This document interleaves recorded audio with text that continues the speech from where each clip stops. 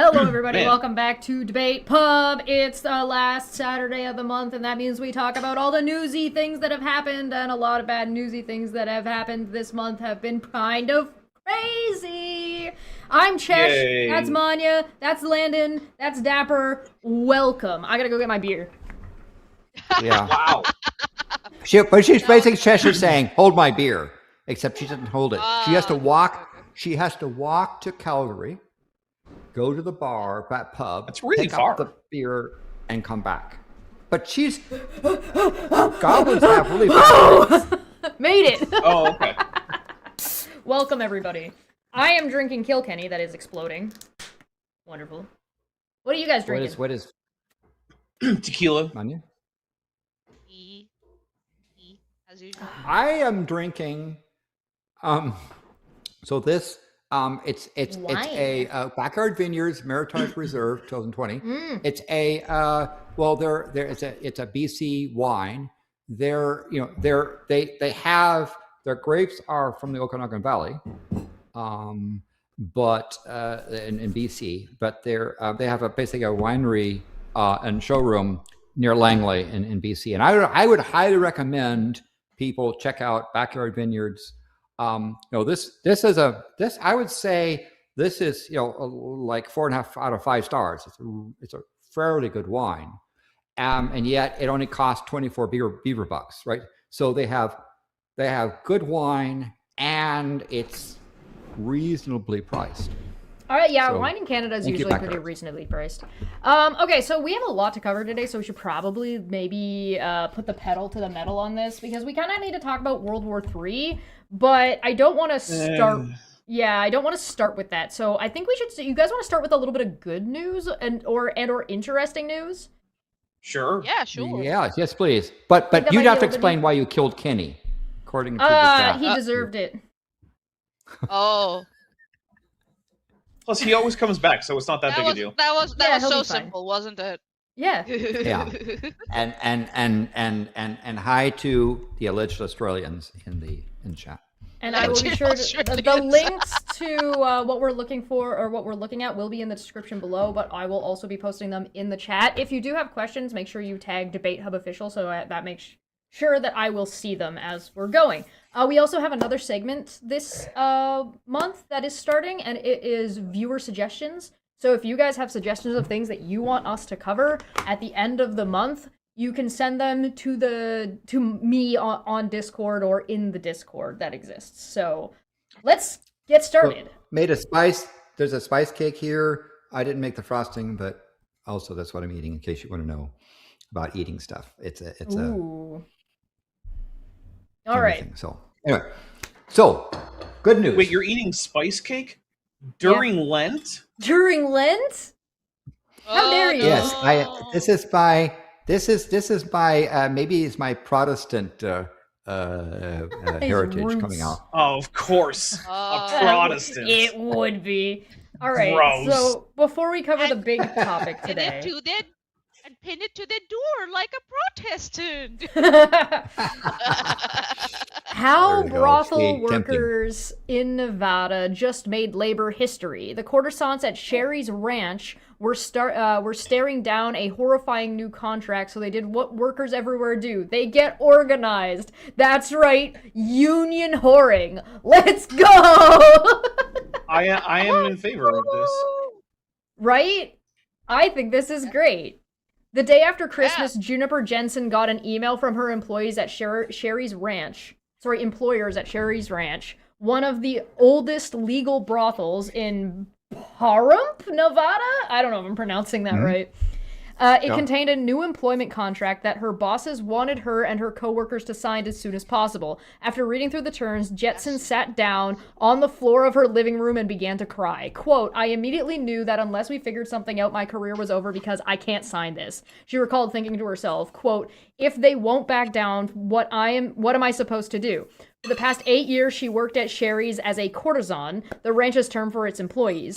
She built a close working relationship with the brothel's management, who trusted her and often came to her for advice. The new contract, a copy of which the nation has seen, felt like a betrayal of that bond. It shows management attempting to secure extensive rights to workers' likenesses, as well as their intellectual property, including any photographs, videos, or writing created during the course of their employment at Sherry's. The contract also slipped in language that would give Sherry's management power of attorney over its employees, which came as an even greater shock. That is crazy. IP rights for things that you produce while at work are actually pretty standard for a lot of industries, but like that right there is there's a little bit of a difference between there's a little bit of a difference between intellectual property and videos and photos you're taking of yourself. Like that's a bit much. The likeliness, like to include the word likeliness is like that's such a broad term. Yeah. Like, come on. But definitely, you know, the labor history. I am very pleased about, you know, very supportive of labor unions. Labor movement is vital to basically standard of living and human rights. I am convinced that part of the problem of the decline that we've seen in the United States comes from the lack of unions, and the same in Canada. I think the populist movement in Canada and a lot of the populist movements you're seeing around the world are happening because they're the decline in unions. Because when there are unions, people are already getting the things that they want of popular opinion through negotiation and the force of power of multitudes. And there is a community where people can work toward those goals without being so destructive, as opposed to what populism is doing, which is everybody feels like shit and nobody knows what to do with that energy. That's just my opinion, though. What the hell do I know? Nothing. Yeah, but definitely congratulations on that, and thank you for helping support those folks, help us support and contribute to the labor movement. Next piece of news, good news. China is to ban hidden car door handles made popular by Tesla. Good. Although I would say that was very funny. I also had, you know, that thing like Hyundai and Kia have had that sort of similar thing. And what's worse is if you were to guess where you have to press on that handle to get it open, I am pretty confident you'd guess wrong. But then when it's electronic and the ability of it to do something, it's just a switch to open up something. And if power goes boop, then you're SOL. Yeah, this is the kind of stuff that kills people. There's too many computers and electronics if you're trying to... There's too many computers and electronics in cars. And I know that makes me sound like a Luddite and whatnot, but like...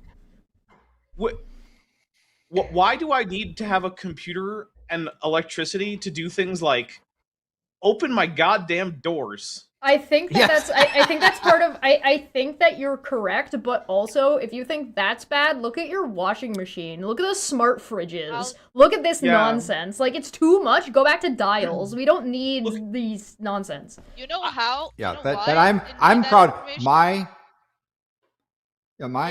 vehicle's it's a 1990 vehicle. It's got a carburetor. It doesn't have a computer. The mechanics love it because they bring it in and they get to play on a real car rather than just replace processors. And it keeps working. So yes, so my automobile is not there, but I do understand the notion of, well, you know, your windshield wiper doesn't work. That'll be a $800 repair while we replace the motherboard. The screen, my graphics card in my car. So the thing is that I know why they're doing that. That, like, why Tesla made them popular, like, you know, the hidden door handles, or it's about data. It's all about data. How much time do you spend at a place you go? So that will be indicated by how you open your car and you close your car. So if you connect it to the central system that's collecting all the data that Landon has brought it up in the past, they will know how much time you spend at that place, right? Yeah, it can also be like, you know, you start your car, you shut your car, you know, that also can also indicate. But also then, how many people are there in a group that have that car, right? That also indicates. Yes, and the notion of because in the United States, the Fourth Amendment is for sale effectively because when you're, as you say, I don't need my refrigerator talking to the internet. Well, guess what? Most likely your refrigerator is talking to the internet, and so is your car.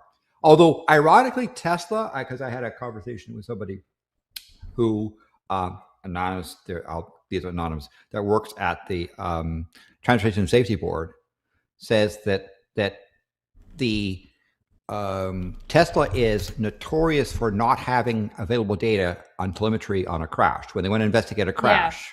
Yeah. And cars that collect data, like have a black box, they said that Tesla is like an order of magnitude less reliable in terms of producing data that is useful in a crash, even though they collect lots of stuff. And also in case of like emergencies, right? If you're stuck in one of these Teslas, right? And the emergency services are trying to get you out, how are they supposed to? They have to first guess the handle where the fuck it is located to try and open it. Or the other option is to smash the fucking, the window. Yeah. Rolly windows are better than power windows. Yes. To understand, and what the Chinese Communist Party is cited is that there have been officials that have died in cars because they could reach the handle, but it requires electricity to open the door and unlock the door. And that's what they say is unacceptable. Also, I think this is a great way to kill Tesla. Because, like, you're not banning Tesla cars. There are just features that happen to be on the Tesla that you're like, no. No, thanks. I would, you look online, there's a whole thing about how you can go in the back and open up a thing to try to pull a handle to open the door. Which does not work, So I'm just gonna. You gotta get out of the car, right? And not have this, not ask permission. I got an Uber Tesla once. Like, I went to a company party, and the guy who came to pick me up had an Uber, and I spent like 2 minutes looking for the handle. And he's like, "Don't worry, I'll open it for you." And when I was exiting, again, I couldn't figure out how to open it. I get the child lock feature, I get that, but I couldn't figure out how to open it. He's like, "Don't worry, I'll open it." So he had the control all the time. I could have been stuck in there with the car with that fucking moron. And I was just like, I'm gonna check next time. But also, Maanyaa, whether it's a Tesla or not. If there was an electrical fault, your ability to get out is because all those are buttons that advise the door on what to do. Exactly. And also, I definitely want my door to have a part in the decision-making process. That's adorable. Boo! Boo this man. China is banning hidden doors. Trademark Canada. China is banning hidden door handles on all cars sold in the country, becoming the first country in the world to target the feature, which was popularized by Tesla, but has for years drawn concern over safety risks. The hidden door handles are a signature feature of Tesla vehicles, and the ban comes as Elon Musk's company reports declining worldwide sales and struggles with fierce competition in China, its second biggest market. On the outside, electric door handles... to making robots. Yeah, well, whatever. All right, I'm gonna go on to the next one because I mean it's kind of easy to understand. Door handles on Teslas suck. The end. Everybody should ban that shit. Croatia declared free of landmines after 31 years. Well, that's nice. That was a really long slog, and one of the things that happened to help was a combination of training critters to sniff out landmines and also building these helicopter dragnets. They had these sort of chains that looked sort of like a large scale of like some of those fireplace meshes that have the links on it. They look kind of like chainmail, but they're more linear. Dragging on there basically to get the landmines to detonate. But yeah, the Croatia had a extreme problem with landmines back. Yeah, so the decades-long effort came at a heavy cost. Over 3 decades of painstaking and dangerous work, 208 people lost their lives, including 41 deminers. Deminers! Wow. The total cost of clearing the country is estimated around 1.2 billion euro. Quote, Croatia is free of landmines. After nearly 30 years, we have completed demining in accordance with the Ottawa Conservation. I can't read that guy's Convention. name. Convention. Convention. Sorry. Thank you. Convention. I can't read that guy's name. Said during an event marking International Civil Protection Day in, I also can't pronounce that location. Zagreb. Thank you. Zagreb. He added, quote, almost 107,000 mines and 407,000 pieces of unexploded ordnance have been removed.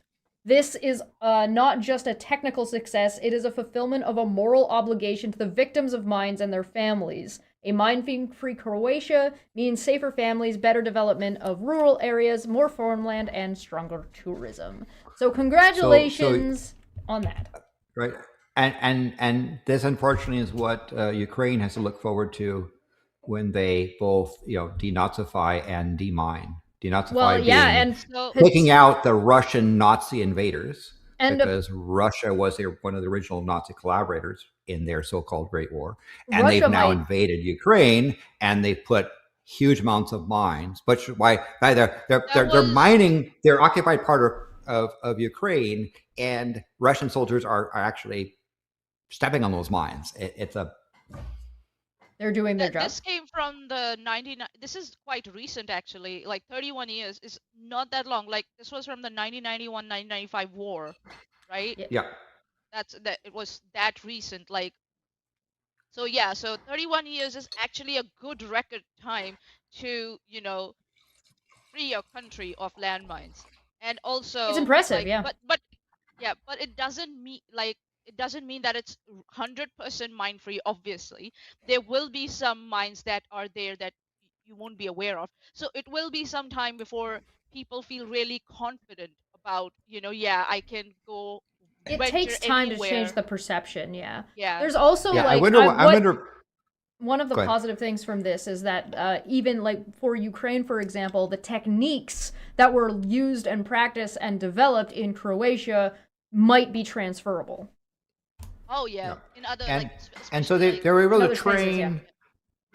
I want to say it was like dogs and rats and rabbits or that to sniff out mines, but sometimes critters. But sometimes they couldn't actually identify where the spot is, just that there was something in the area, and then they'd take a helicopter dragging what looks like chains, but linked chains across the ground over and over again. Because some of the mines, I was thinking, were saying, I'm not going to explode on the first time, I'm going to explode on the 10th time something happens, right?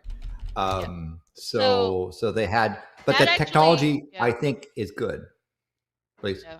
I think so. They can now, go ahead with any, like the article says, any tourism expansion, forest expansion, national parks, or property investments and property developments, right? And then and then safer rural development, safer agricultural development. So that's a big advantage now for Croatia. So yeah, I wish them all the best, man. That's such a good news. Yeah. I'm just fixing chat. There we go. Yeah, I was like, Jesh's face when she's like, she's thinking about something. Yeah, it's like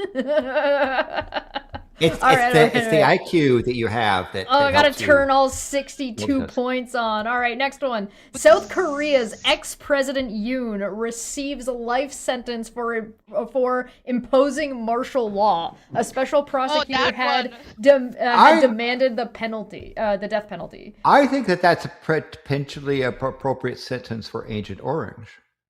I think that this counts as good news, everyone. I do. Imagine having a system where, like, a guy who breaks the law while in office actually gets, like, faces punished. consequences. Yeah. That sounds like a good idea. More countries should try this. And if we remember, we did cover it. Like, he tried to impose the martial law. Oh, yeah. And the citizens stood up against the soldiers. And the military. And the soldiers, military. And the military was like, they had a conscience, and they were like, fuck it. And they were like, no, we are not going to do something that's not constitutional, and they stepped aside, and that's how it happened. This is like, this kind of, I don't know what it is. Is it the Korean culture or what it is? But like, hands off to them, dude. Seriously, hands off.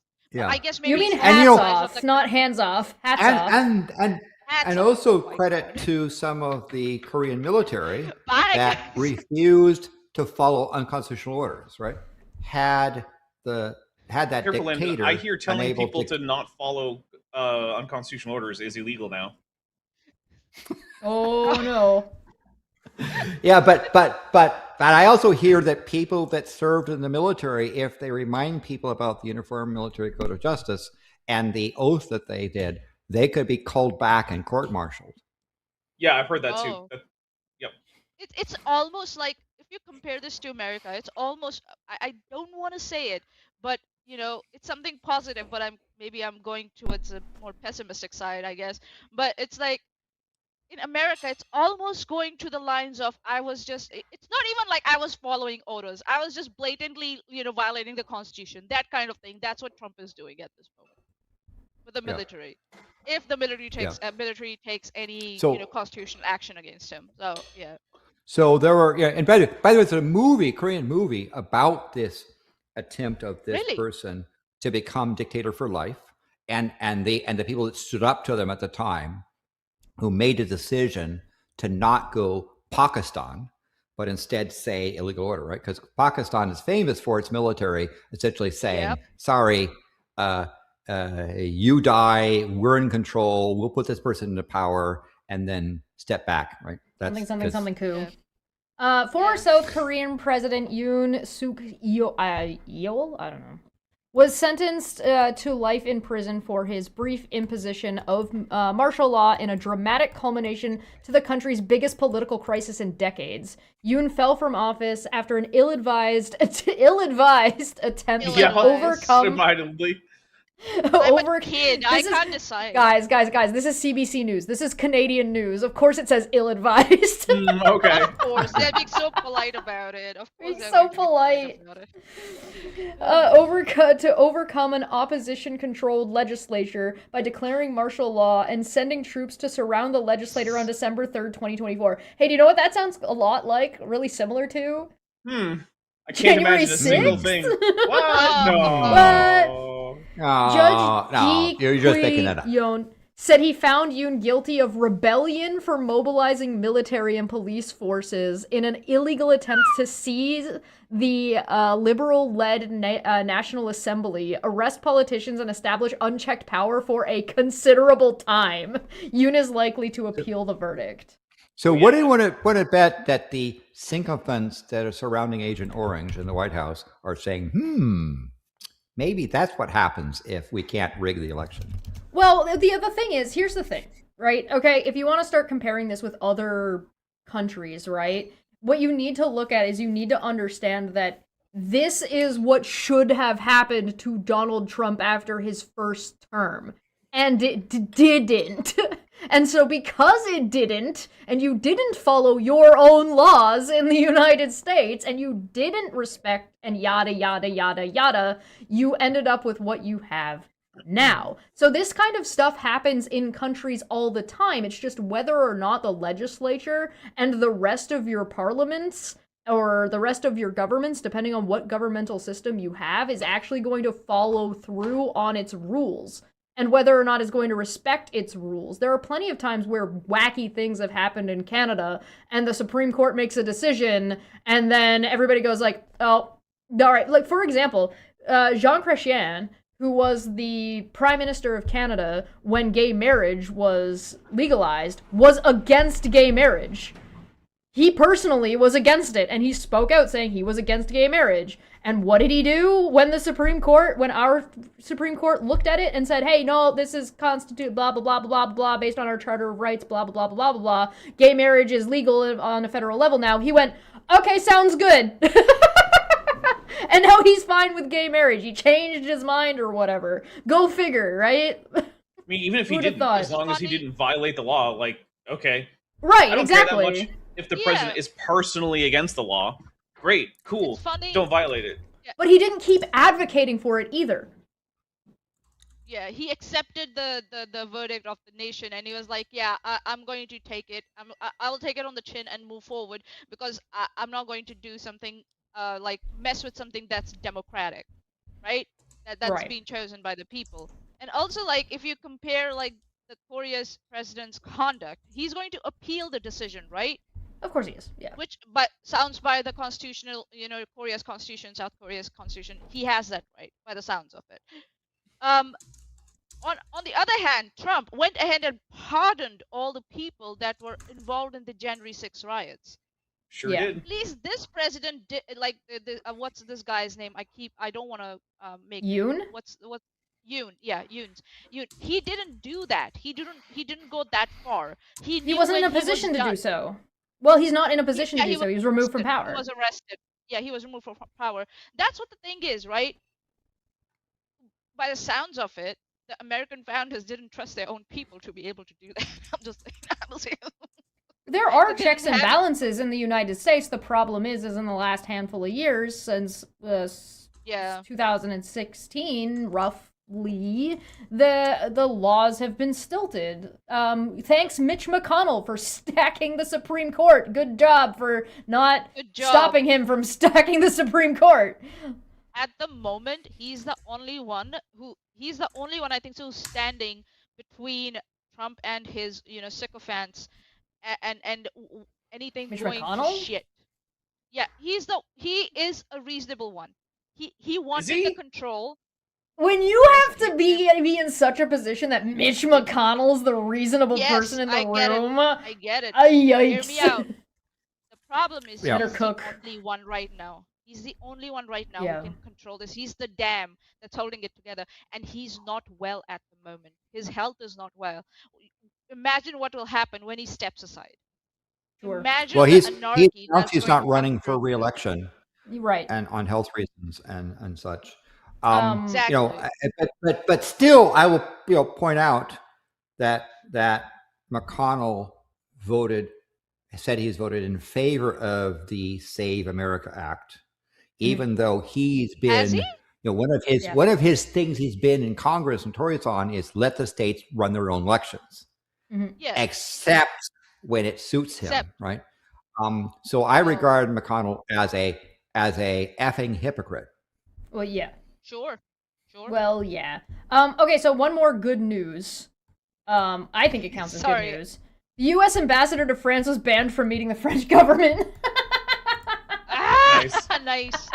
I just thought that was really funny, and I kind of hope that happens to Pete Hoekstra in Canada, where he's just banned Yes. from hanging out. Like, go away. Yeah. Nobody likes you. Yes. I mean, Nobody to understand likes what you. happened was that the French government wanted the ambassador to come in and they were going to explain to him how he's not allowed to interfere in French stuff, and he just blew off the command, right? Yeah. And they basically said, if you're not going to behave like an ambassador should, because if you're an ambassador to let's say Australia, and Australian government calls you in for a ban and explain stuff, you certainly go back to your government and say, hey, what's the current position? Be sure I have it, and then you basically get a talking to. But if you say to the Australian government, sod off, they'll say, well, now you're not being an ambassador, so now you can't meet with anyone. Excuse me, you wanker. And that's what the French- the Australian government is gonna ask. So what this says... What's gonna happen? Yeah. What this says is the U.S. ambassador to France, Charles Kushner, has been banned from meeting members of the French government after not showing up at the Foreign Affairs Ministry earlier in the day, where he had been summoned over comments on the killing of a French far-right activist last week. Diplomatic sources said on Monday, quote, following the publication by the U.S. Embassy of comments on a tragedy that occurred in France and concerns only our national public debate, which we refuse to allow to be exploited, Ambassador Charles Kushner was summoned today to the ministry. He did not show up, the source added. Far-right activist Quentin, French name I can't pronounce, was beaten to death in a fight with alleged hard left activists. You're Canadian. It's one of your languages. Aren't you supposed to be able to No, our language is Quebec French, not France French. Those are not the same thing. Can you say it in I Quebec was- French? Probably. Yes. Durang? Is that Did what I- you're talking about? Durang? No, that's a quest sound. The ronk. Wrong. Yeah, probably. Yeah. was beaten to death in a fight with alleged hard left activist, alleged, Oh no. in an incident that shocked the nation and has been called Francis Charlie Kirk moment. I knew that was coming. God damn it. Oh my god. Referring to last year's shooting of the U.S. conservative activist. The U.S. Embassy in France and the U.S. State Department's Bureau of Counterterrorism said that they were monitoring the case, warning on Twitter, currently known as X, that, quote, violent radical leftism was on the rise, end quote, and should be treated as a public safety threat. Quote, faced with this apparent misunderstanding of the basic expectations of an ambassador who has the honor of representing his country, the minister requested that he no longer be allowed direct access to members of the French government, end quote, the source added. This was the second time Kushner did not show after being summoned. In August 2025, he had been asked to explain himself at the French Foreign Affairs Ministry after having publicly raised his concern about the rise in anti-Semitic acts in France and criticizing the French authorities for not doing enough against it. So ambassadors work their like live on access, right? If you can't meet ministers, then his job is just reduced to like sending like emails to some mid-level officials and then he will have to hope that his message gets passed on, and not appearing when you're being given access, that's telling us that you don't care. So they will not give you access any further. They will be like, okay, you don't give a shit, you won't get any, right? And again, like it makes you useless to do your job. Exactly. These like ambassadors are chosen because they have good relations. One, they have a very good etiquette. They know how to speak. They know how to be eloquent, and they know how to keep a good rapport. They knew how to interact with the people they're supposed to be interacting with. but yes, but because you're your ambassador, you're supposed to be the ambassador of your country. You're supposed and to if be the government comes in and says, we want to talk to you, that's your job. And if you say no, I mean, what France could have done is ordered the person expelled, saying, you're not the ambassador, screw you, go away. And then send them back to US. I was like, send us someone new. And also, like, I like that they didn't do that though. And instead of doing that and giving the United States an opportunity to send somebody new, they neutered him instead. Go ahead, Maanyaa, sorry. Okay, you don't respect the access we are giving you, then you won't get any. That's what they're saying. Yeah. And go sit in the corner with your dunce cap. Yeah, you can have these concerns, like like the anti-Semitism or the attacks. You can have these concerns, but then you discuss them privately behind closed doors, or publicly at the ministry. Right? Or the government says, we want you to tell your folks back in your country, da da da da da. This is not acceptable. This is what you have to carry the message. Yep. You have a meeting behind closed doors. Give them a sit response. down, you come up with a joint statement about it, and then you make that joint statement in front of the press, and you show a united front. You say, yeah, we are on the same page. That's how it's done. Why is it that civilians like us know better how to be ambassadors? But Maanyaa, have you considered this as the Trump administration and That's literally the reason, is because he wasn't chosen based on competency at being an ambassador. Oh, you mean he wasn't chosen based on his like abilities and based on merit? Right. He was chosen instead on loyalty to the dictator. Right. And family relations. Demagogue. Yes. Yeah. Which nepotism. He's related. Mm-hmm.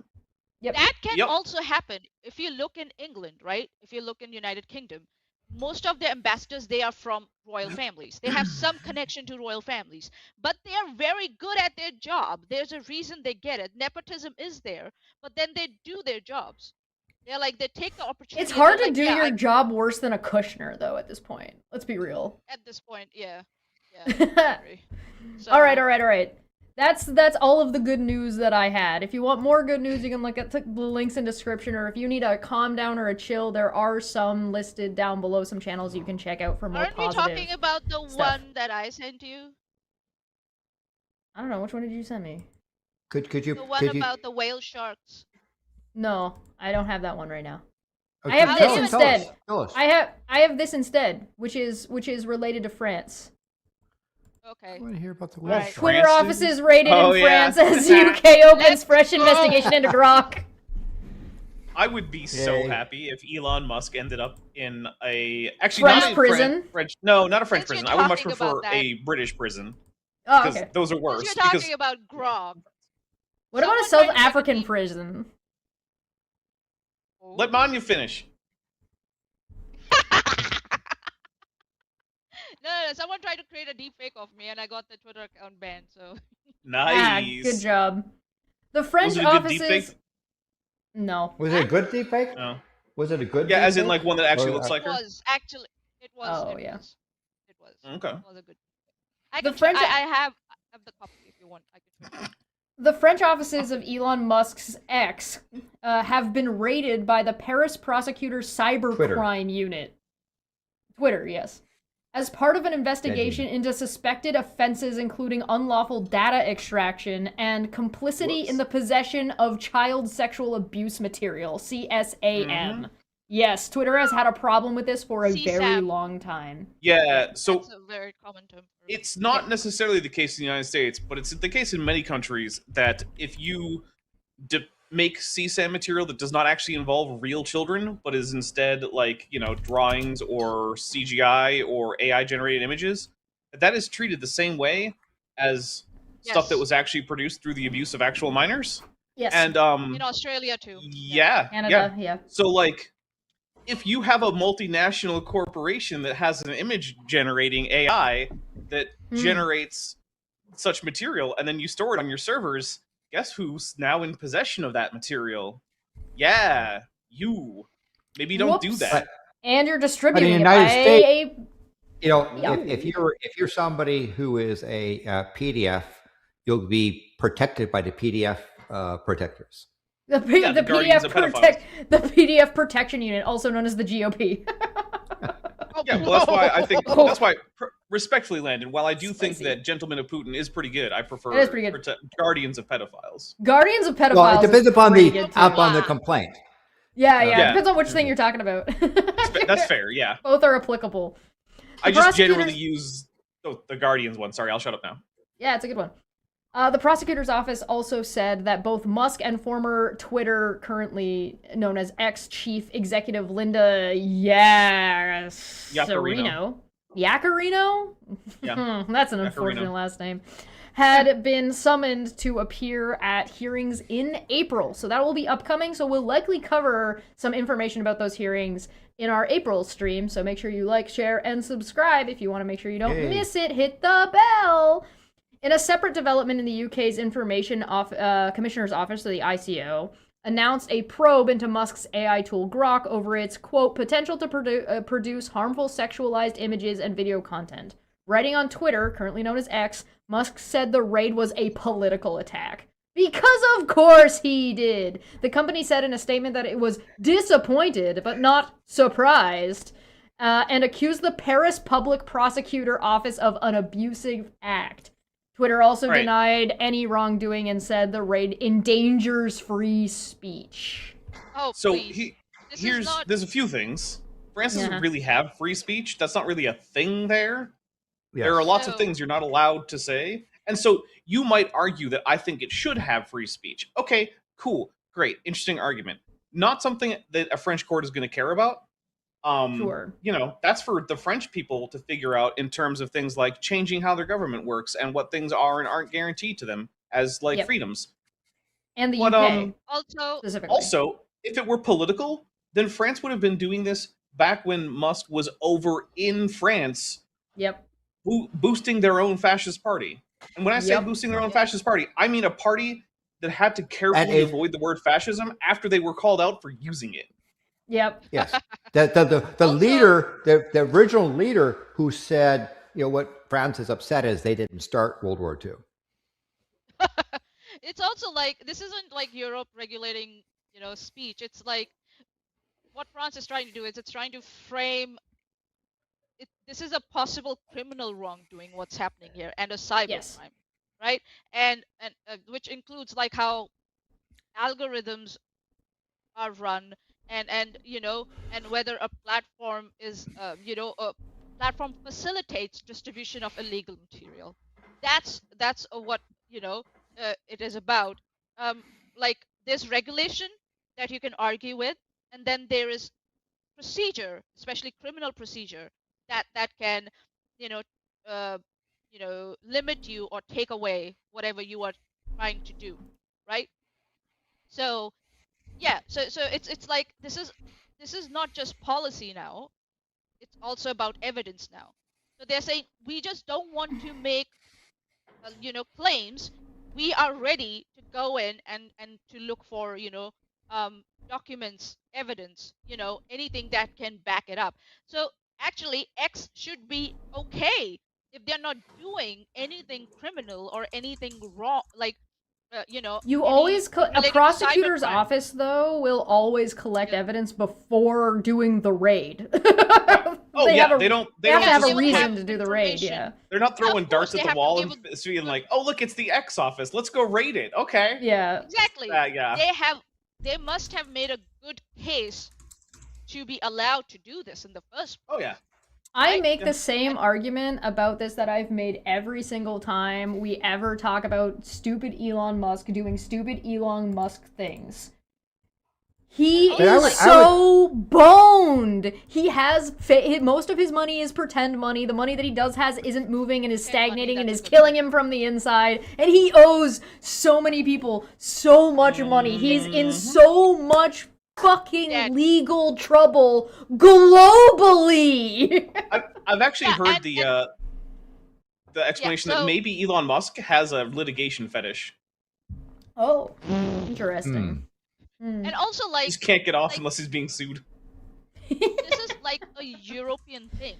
This is Europe getting involved in this thing. So it's not just a local About time. spat or a local argument. Well, that's It's two like- different countries we just looked at. That's the UK It's a and France. cross-border thing. It's a Mhm. cross-border thing. It's not just one. Yeah, like you said, Chesh. It's not just one country. There are multiple countries that have the same concern around illegal content and the platform being used to distribute such illegal content. Like, it's not about free speech anymore. And this argument, there's this thing, right? When you start overusing an argument where it doesn't even apply, people start It means it's dismissing it meaningless. automatically. Yeah. They just render it meaningless, even if it applies somewhere in the future. People will start doing that, and I guess that's on Elon Musk and GOP for doing that again and again. That when they are trying to limit other people's shit, it's all about protecting people. But when their own stuff or their actions are get limited, it's about free speech, which is like kind of like so hypocritical and a double standard. So yeah, here we are. You have any more thoughts about Elon? I think the that only one when- is The that. idiot. Go ahead. No, go ahead. Okay. So one I want to point out is that when he was like, "Oh, I'm a free speech absolutist," and then he immediately just started doing things like banning people he didn't like and acceding to more censorship Hit the requests like from more governments than the previous leadership ever did. I want you to remember that that's the kind of free speech that he's not okay with. The kind that says, I don't know, violates the political whims of random dictators around the world and that offends him personally. He's not okay with that. The free speech he is okay with is child sexual abuse material. So just remember that anytime anyone tries to tell you how great of a guy Elon Musk is. He's perfectly fine with that. But if someone hurts his fifis, nope, you get banned. Well, this is also the same Other guy who was news. like, I will, if you can provide me a plan that would solve world hunger, I will do it. And then proceeded to spend $44 billion on a social media platform that he has driven into the ground. Yep. Also, Well, I would like say in other good with- news, I will just Wait, say let his us finish daughter- about Elon. Okay. I would say that it's a pretty sure bet if Elon says, or Space Karen, let's call him by his true name. Yes. If Space Karen says he has the capability of doing something, or his company has doing something, it's almost a sure bet that they don't. It's Okay. almost a sure bet that you could say that there are very few people on planet Earth that know less about manufacturing than Yes. Space Karen. Yeah. Wait, It is don't we a- have a self-sustaining city on Mars as of like 2016 or something?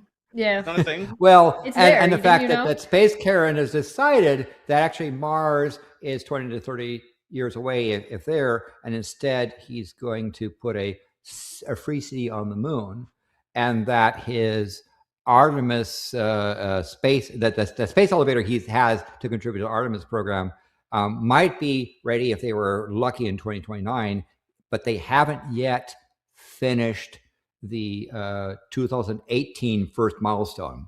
And Hey. that SpaceX itself, Oh. Elon's company, is less capable than even the North Korean rocketry system. Take that, Space Karen. Ooh. You got mad when I said that, but I can demonstrate that SpaceX is incompetent. All right. And I keep look in forward mind, to the day when the federal government terminates all contracts with SpaceX. That Landon, useless piece of crap company. Landon, can you make me a video comparing North Korea's space capabilities That'd be so good. and SpaceX? Please, I will post it Okay. on this channel. Please, if you could make like a slideshow or something that debunks, I would. Oh my god, I need this in my life. What was your good news, Maanyaa? Before we move on. Yeah, it goes so good. Elon Musk's daughter walked the runway. Oh hell her. yeah! Nice. She was a Good bit for her. awkward, but it was her first walk, so who cares, right? But she walked the runway. Fuck you. Hell yeah! All right, time to move into a special segment. I'm gonna play the thingy. Oh, here we go. Here we go. Nice. That's a really good transition there. Who made that for you? You. Yeah. Okay. Oh, so- okay. Well done there, Dapper. Good you, job, thank you. Dapper. Good job. Good shit. All right, we're going to this We segment should work as together well. more. So we should work together. More. Yeah, we should get a new So project I going. can just, you should make shit and I should just use it. No. I mean, we should make stuff together. We should can make sell it. stuff together. You need a and then citation sell needed. it. Yeah. Citation needed. I don't actually have the citation needed for this show. No. I have it. I have it. I boo. have this. I have this one. You guys want this one? Fuck that guy and his fucking YouTube videos. Stop listening to a man who doesn't know what the fuck he's talking about, you idiots! That is good. That is good. But we do I need the also- citation needed added. We do. I also have this one. What you just said is one of the most insanely idiotic things I have ever heard. That is good. At no point It's in the your whole thing. rambling, incoherent response were you even close to anything that could be considered a rational thought. Everyone in this room is now dumber for having listened to it. God have mercy on your soul. I need. So where was I that need- from, by the way? A movie called Billy Madison. Okay. Yeah. It's an Adam Sandler movie Yeah, it's from like Adam back in Sandler's. his SNL days. Yeah, back when he was actually an okay comedian and his movies weren't just trash. They were fine. Yeah. Some of them are good, even. Yeah. All right. Okay, so this is a segment that is called Viewer's Choice or Viewer Suggestions. So these are the ones that people sent to me this month that, so from you guys, the viewers out there. So if you want to send those to me, you can send those to me. I can't guarantee that I'll get everything, but I'll definitely pick and choose. And sometimes I'll just, flip a coin or roll a dice to see which ones get out. So we have 2 for this time. Let me just pull them up right about now. There we go. Okay, so this one. IRS broke the law by disclosing confidential information to ICE 42,695 times. Sure did. Oh, From my ABC God. News. Oh my God. I forgot who Oh. suggested this story. The other one was suggested by an intrigued feline. So if you were the person who suggested this story, I apologize. I forgot which one of you it was, and I didn't make a note because I am stupid. I will next time shout out who it was that sent it. All right, so let's take a look inside and say a federal judge says that the IRS broke the law by illegally sharing thousands of taxpayers' addresses with Immigration and Custom Enforcement. A federal judge said Thursday that the IRS broke the law by disclosing confidential taxpayer information approximately 42,695 times, end quote, to Immigration and Customs Enforcement. U.S. District Judge Colleen Collar Code Telly. Are you real? Are you serious? Is that your real name? Seems like that's her name. Yeah. Unbelievable. Found that the IRS had erroneously shared the taxpayer information of thousands of people with the Department of Homeland Security as part of the agency's controversial agreement to share information on immigrants for the purpose of identifying and deporting people illegally to the United States. Her findings are based off of a declaration filed earlier this month by Dottie Romo, IRS's Chief Risk and Control Officer, which revealed that the IRS had provided DHS with information on 47,000 of the 1.28 million people that ICE requested, and in most of those cases gave ICE additional address information in violation of privacy rules created to protect taxpayer data. Feels bad. So if the Nurembergs were to happen, do you think the IRS and people who work for the IRS will end up on the stand or in trouble? I mean, certainly not in like the you're going to the gallows trouble, like the Oh, sure, yeah. concentration camps guards. But like, the thing is, it's hard to see who would be the one who would be held in trouble because, like, okay, Yeah. Who would I'm a be boots on the responsible for ground this? IRS guy, and my boss comes and's like, "Hey, send these files to this guy." Right, you don't am I- necessarily know that, yeah. Right. But- It's like with the unlawful orders. You need to have a reasonable idea that they're supposed to be unlawful, which is why Right. we usually don't have like boots on the ground responsible for every unlawful order that gets followed. It's usually up to like the officers. Now, if it's a blatantly illegal order, like say, I don't know, kill those stranded sailors in a boat that you just blew up at sea. Yeah, Then we just a can, in fact, hypothetical. Yeah, like just Yes. like not that would happen. Or Off the anything. top of your head. But that's the kind of thing that is, in fact, so obviously illegal that Yeah. you can, in fact, hold every single person involved, including just, the guy who pulled the trigger. But with So- this, it would probably be like directors or something that would be in trouble. Yeah. So I think what happened But was even Agent Orange is upset at the IRS because he's suing the IRS. Of course he is. He's a failure of a businessman. He's always fighting with the Man, IRS. I wish I could sue myself for billions of So- dollars. That sounds so great. So I think so what happened here was there was an agreement in April of 2025 between the Treasury and the DHS.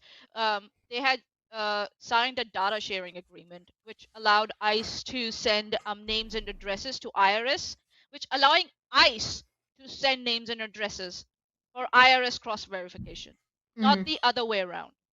So what has happened but- is IRS has confused that agreement and they have treated bad requests as good enough and sent the data over.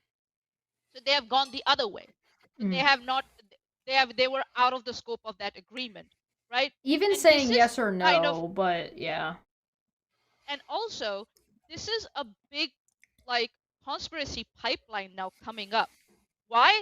Because a lot of taxes are paid by people who are not who are here trying to get a legal status in this country, right? Yep. Right? People who and they file taxes. They're following the process. Yeah. And that's what IRS and that's what ICE knows. That's why it's asking for these details. that I there are feel like there's people a who really can be big- deported. Hold on. Is Let me just there- finish this thought. Sorry, yeah, go Let me ahead. just finish this thought. Yeah. So, and what will happen here is these people will say, okay, if my address and my details are going to be weaponized by ICE, I'm not going to file my taxes. And Right. that rhetoric of that these people don't file taxes, they just take from the system, will get pushed further up the ladder. Right? Well, I mean, People the will rhetoric say, is see, they don't retroactively don't file justifying. taxes. Yeah. Yeah, they will say, see, they don't file taxes because they're I- worried for their safety.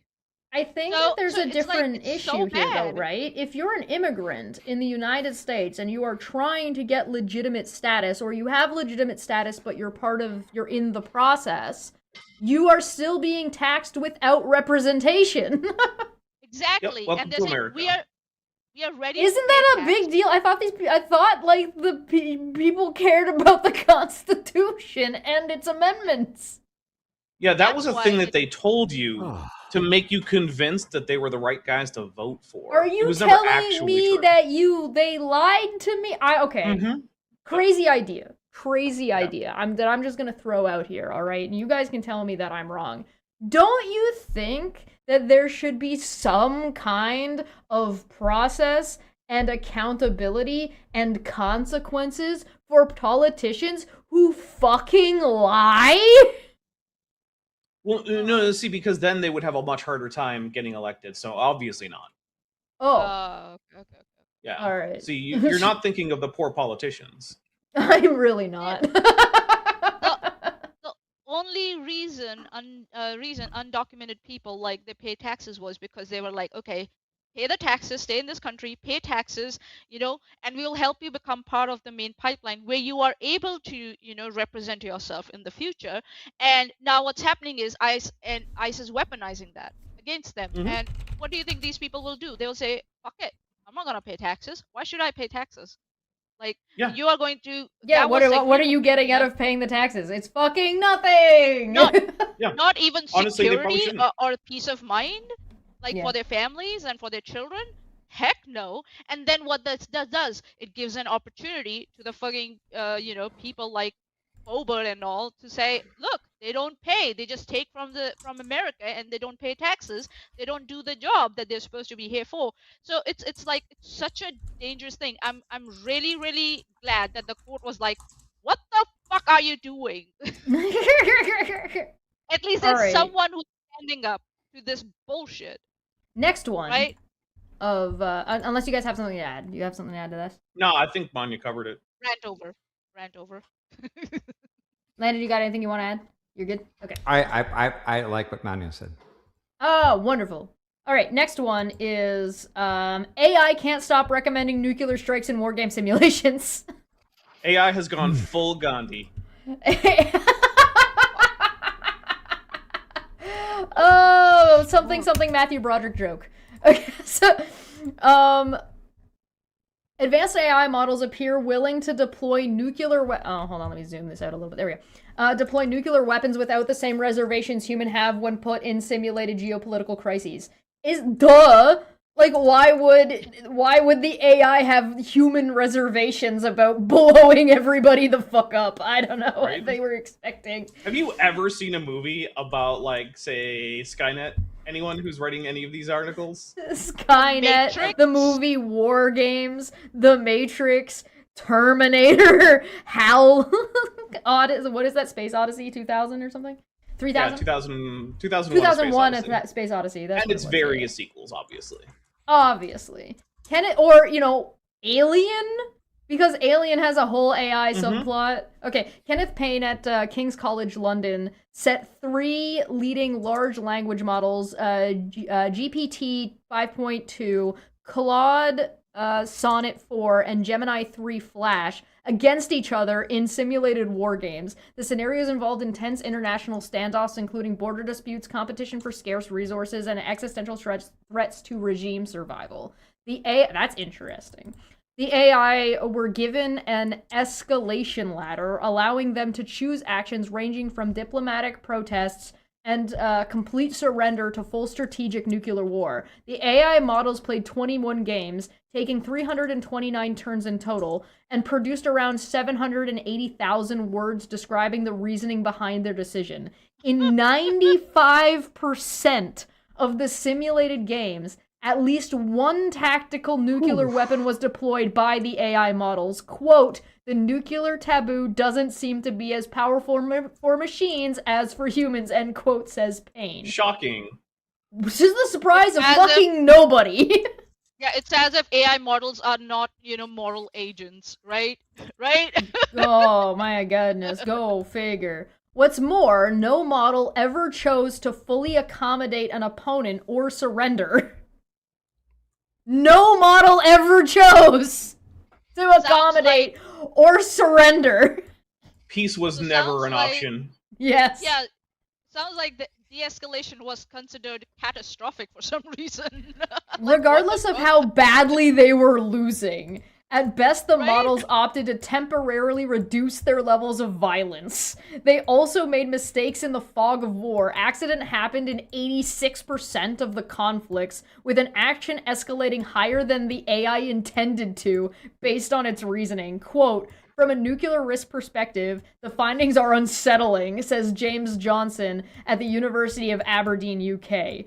He worries that, in contrast to the measured response by most humans to such high-stakes decisions, AI bots can amp up each other's responses with potentially catastrophic consequences. So, you know.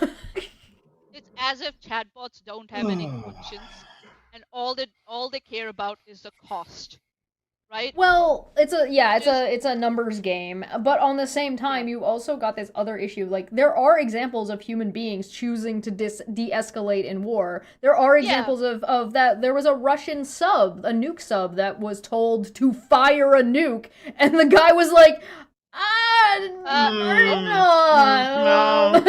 no, thanks. So yeah, it was as if these AIs like have this surrender coded as some sort of like humiliation, and escalation is the only way to keep some sort of respect or dignity, right?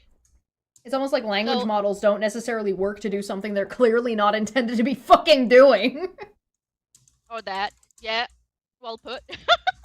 Landon, what do you think? This is your field. I mean, it's going to depend upon how the questions are asked and how the simulation is run.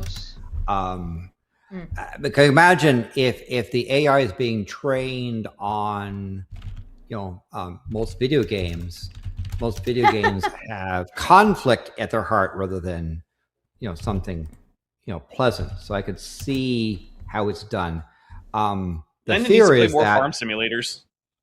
Yeah, I'm someone who I liked Frogger in the arcade thing because it was Frogger's violent. You get squashed by cars and eaten by alligators. And we need to get you to play Stardew Valley, something where there's like no violence, no one's trying to kill anyone.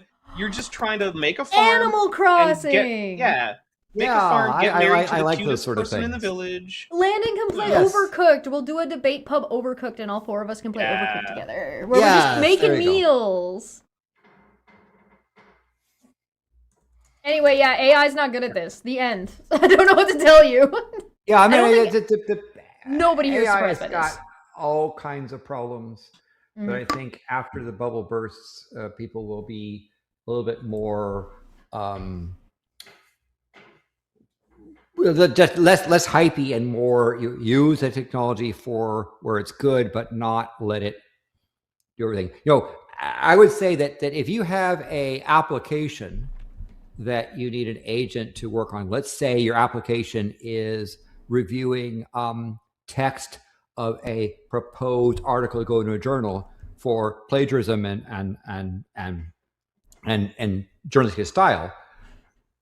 If you train a neural network specifically on journal articles, don't use the Grok thing or OpenAI thing or Google's thing. You can, with orders of magnitude less power and cost, have a very specific curated data going into a specific application that trains a network to give you some assistance. On the other hand, don't be stupid and turn over your entire editorial control over to that bot. Use it as ask the person about this, and this thing. That's where, and again, this is one of the things where these companies like Anthropic and OpenAI and the Llama and all these things, they want you to believe that you can only do something valid if you have a trillion tokens and acres of racks of servers and so forth. No, for much less power, you can have very specific tuned models from curated data with an agent tuned towards that to give you some assistance. Not do it yourself, but some assistance. And so you tell people like OpenAI and Grok and Google, Facebook, and so forth to shove it up their digital ass and use your own light models to assist you, not drive you. Dude, I agree with Landon, but with one caveat. Yeah, go ahead. If your name is, say, like Elon Musk or Sam Altman or something, feel free to use your general, large language model to make all of your financial decisions from here on out for the rest of your life. Yeah. Please. By the way, I'll tell you that if you go to one of these models except for Grok, which will let you do anything, and ask it to do something that's deemed to be inappropriate. The model responds, but what they have is another model in front to try and look at the response to say, is this naughty? If so, reject it, right? So, Yeah. but you have what's called the 5-year-old problem, where you're talking to a 5-year-old and they say, mommy says I'm not supposed to talk to strangers. And so you introduce yourself to the 5-year-old and say, now I'm not a stranger, talk, right? That's the problem that front gator. Now, in case of Grok, he doesn't care. He lets stuff go forward. So even when they made, for example, the latest change they done to try and turn people into nudes, they tried to claim that they've done something, but they've sort of green screen it. So what people will do is take the image that comes out of Grok. It doesn't say nude, but then do a Photoshop replacement, and they're back to it again, right? Yeah. Grok is probably one of the worst of it, but Facebook, my Google, favorite thing there Microsoft, is the classic, all the things. Hey, ChatGPT, how can I poison my wife without anyone finding out? It's like, oh, I can't tell you how to do that. Oh, no, this is for a book. Oh, okay, well, let me give you 5 different ways. In Minecraft. All right, Yeah. Maanyaa, first off, I know you have something to say. Second off, I want to hear what you have to say. I'm going to make you big on the screen. And third off, you're fucking muted.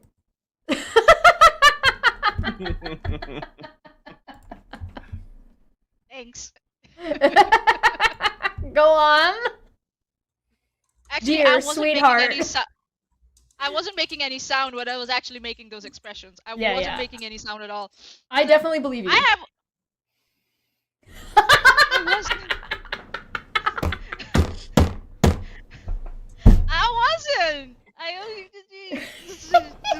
Say what you want to say. I have a hypothesis. What if this whole buying Twitter thing was actually suggested by an AI chatbot to Elon?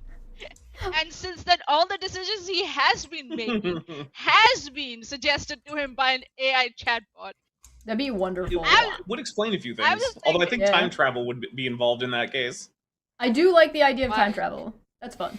Why? Because he's made really bad decisions beforehand. Grok, yeah, like buying Twitter. Didn't. From the start, he had an AI chatbot that evolved to like make more stupid decisions over time. Like that was just a small model. Maybe the chatbot is a brain worm that he caught from RFK Jr. that has made itself into Grok, the AI that has been taking over everything. Or that was the little brother of Grok that, Elon had stashed on the side somewhere, and then when he realized, oh, my baby has grown up, he threw it in the Twitter. Oh. So it's transhuman. Trans rights?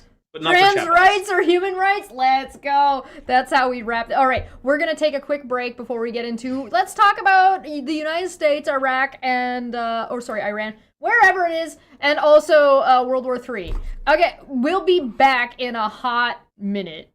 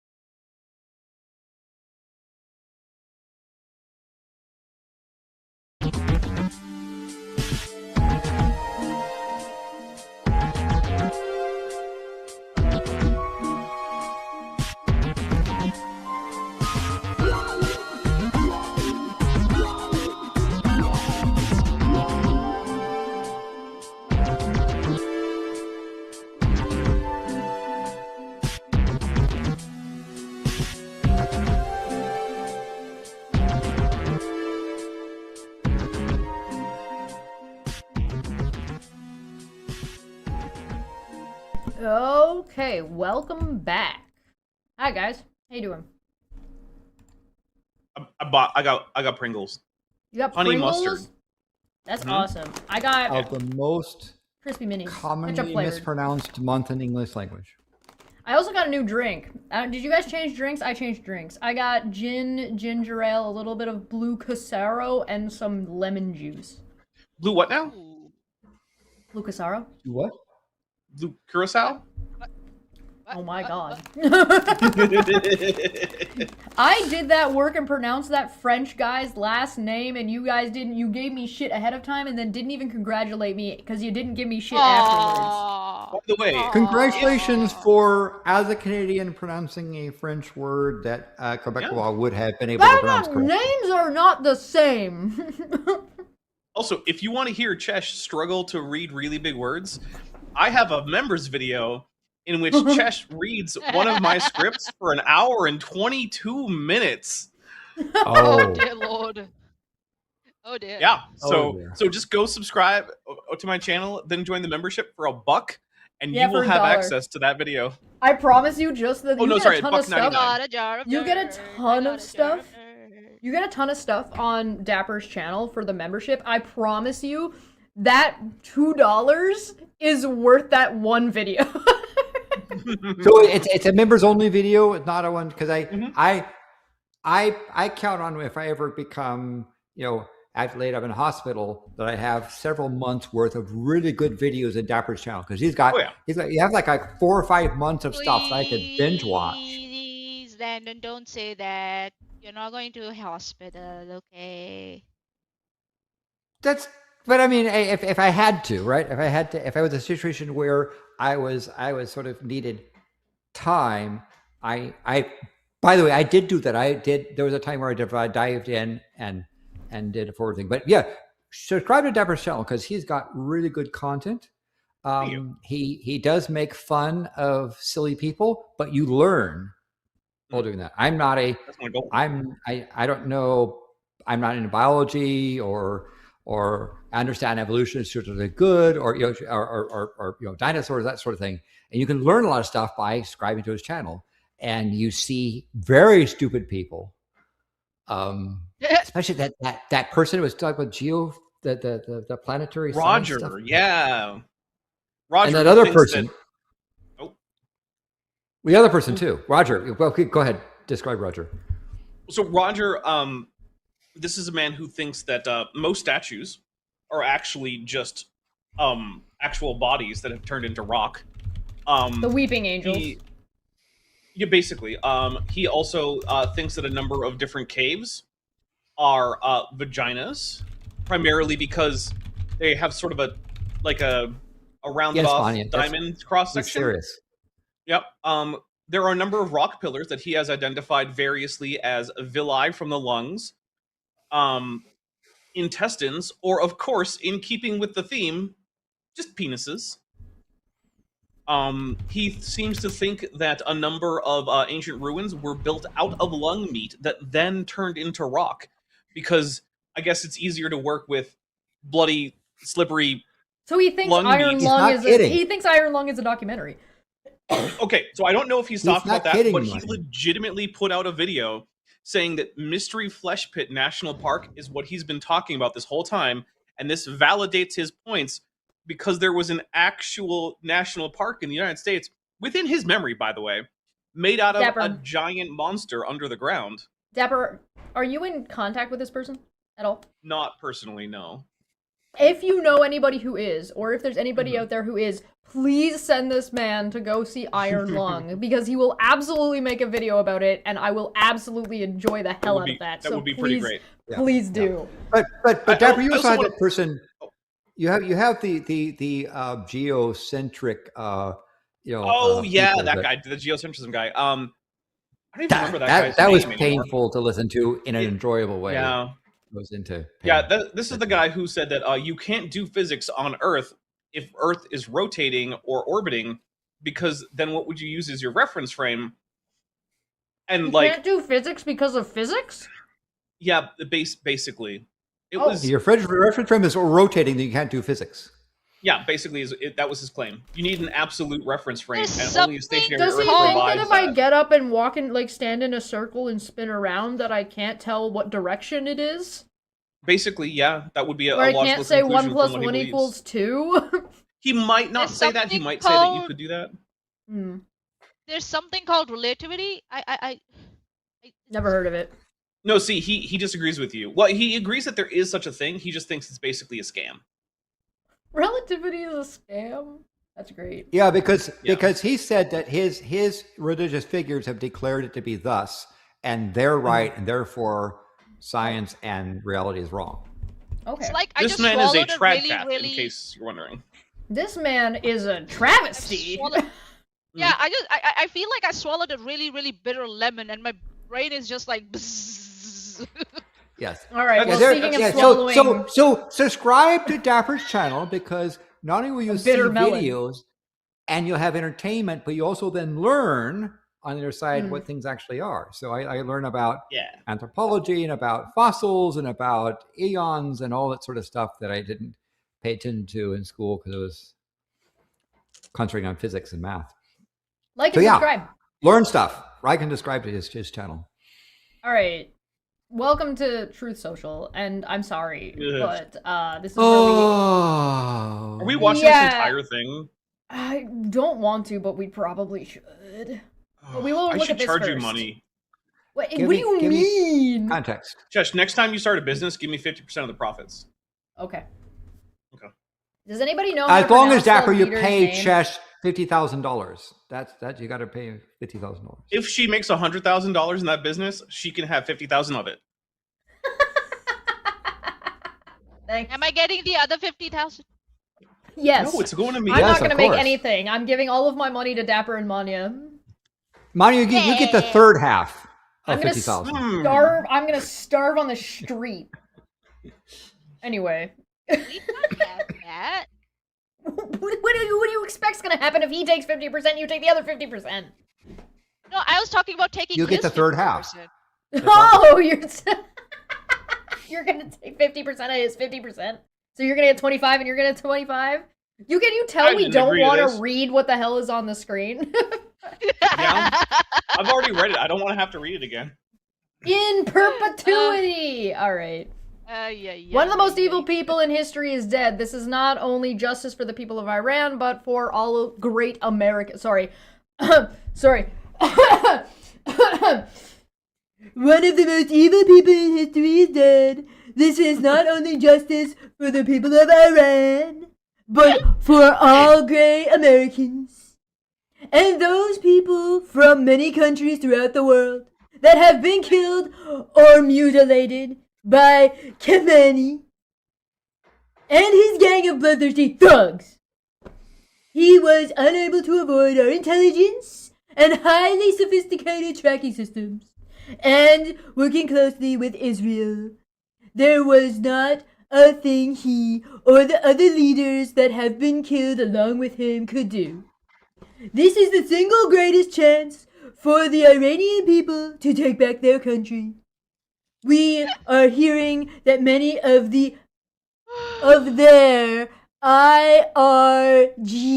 IRGC military and other security and police forces no longer want to fight and are looking for immunity from us. As I said last night, quotes, now they have immunity, later they only get death, end quote. Hopefully the IRGC and police will peacefully merge with the Iranian patriots and work together as a unit to bring back the country to the greatness it deserves. That process should soon be starting in that not only the death of Khamenei, but the country has been, in only one day, very much destroyed and even obliterated. The heavy and pinpoint bombing, however, will continue uninterrupted throughout the week or as long as necessary to achieve our objective of peace throughout the Middle East and indeed the world. Thank you for your attention in this matter, President Donald Trump. So You're I will welcome. point out that while Khomeini might be dead, and we don't know because Agent Orange said this, so your first assumption is he's Apparently- lying. Iranian state media has confirmed this. This post was from 15 hours ago. The newest post from 8:30 my time is saying that the Iranian state government is confirming that he is dead. But the problem, Just for context, just so you know, with the Islamic Republic of Iran is that there is a whole set of nutcases ready to step in when the supreme leader goes away, right? yeah, we should Yeah. have And a so little it's bit not- of a contextual conversation, right? What is the United States' problem with Iran? They have And their oil. government. Oh, Too long didn't They read. act independently. They are a country that is responsible for the deaths of lots of people in places like Ukraine. They support a lot of their proxies in killing people, and they're a bunch of rigid, murdering thugs that run the government. That's where some of the problems are. However, What Some are of those Trump's problems might be illegitimate. because he doesn't care about any of that. That's true. yeah, That's a different question, though. so I would like to say one thing, right? So what had happened was when India and Pakistan were, throwing missiles at each other last year, right? And there was one of their Pakistani spokesperson said, "Yeah, we downed some of your jets." And when the person asked him, "Where's the proof of it?" he said, "Well, it came from Indian media itself, or Indian social media," and everybody just laughed. So they were like, "So this is not a confirmation from your state. You are saying based on a random post on social media." So I think this is where my concern is. Like immediately after Trump claimed that he's dead, the state from the Iranian state put out a confirmation. Now, was it based on Trump's statement, or what did they confirm it from their own side? Are they and hiding put the it guy? Yeah, I that's the Right, thing. I so- think it's more. Oh, sorry. So that's but my even thing. if he's like how, even if he is dead, the question is still is that's not regime change, right? Look at what Agent Orange did to Venezuela, right?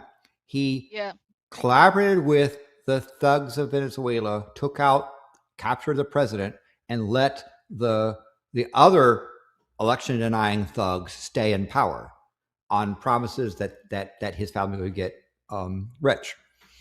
I think that's what Trump wants out of Iran. He wants the people who replace them to give the Trump family money, and then he'll declare it to be satisfactory. Because again, Trump doesn't care about you. He doesn't care about the United States. Trump cares about himself.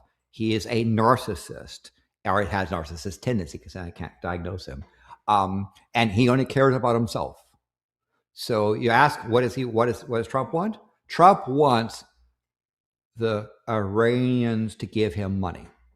And if they buy him off, he'll then become the favorite. Look at how he bowed down to Putin, because Putin offered to give him money and real estate deals inside Russia, right? That's what Trump wants. Trump wants himself. He does not give a damn about you, whether you're MAGA or not. He only cares about himself because he's a selfish prick.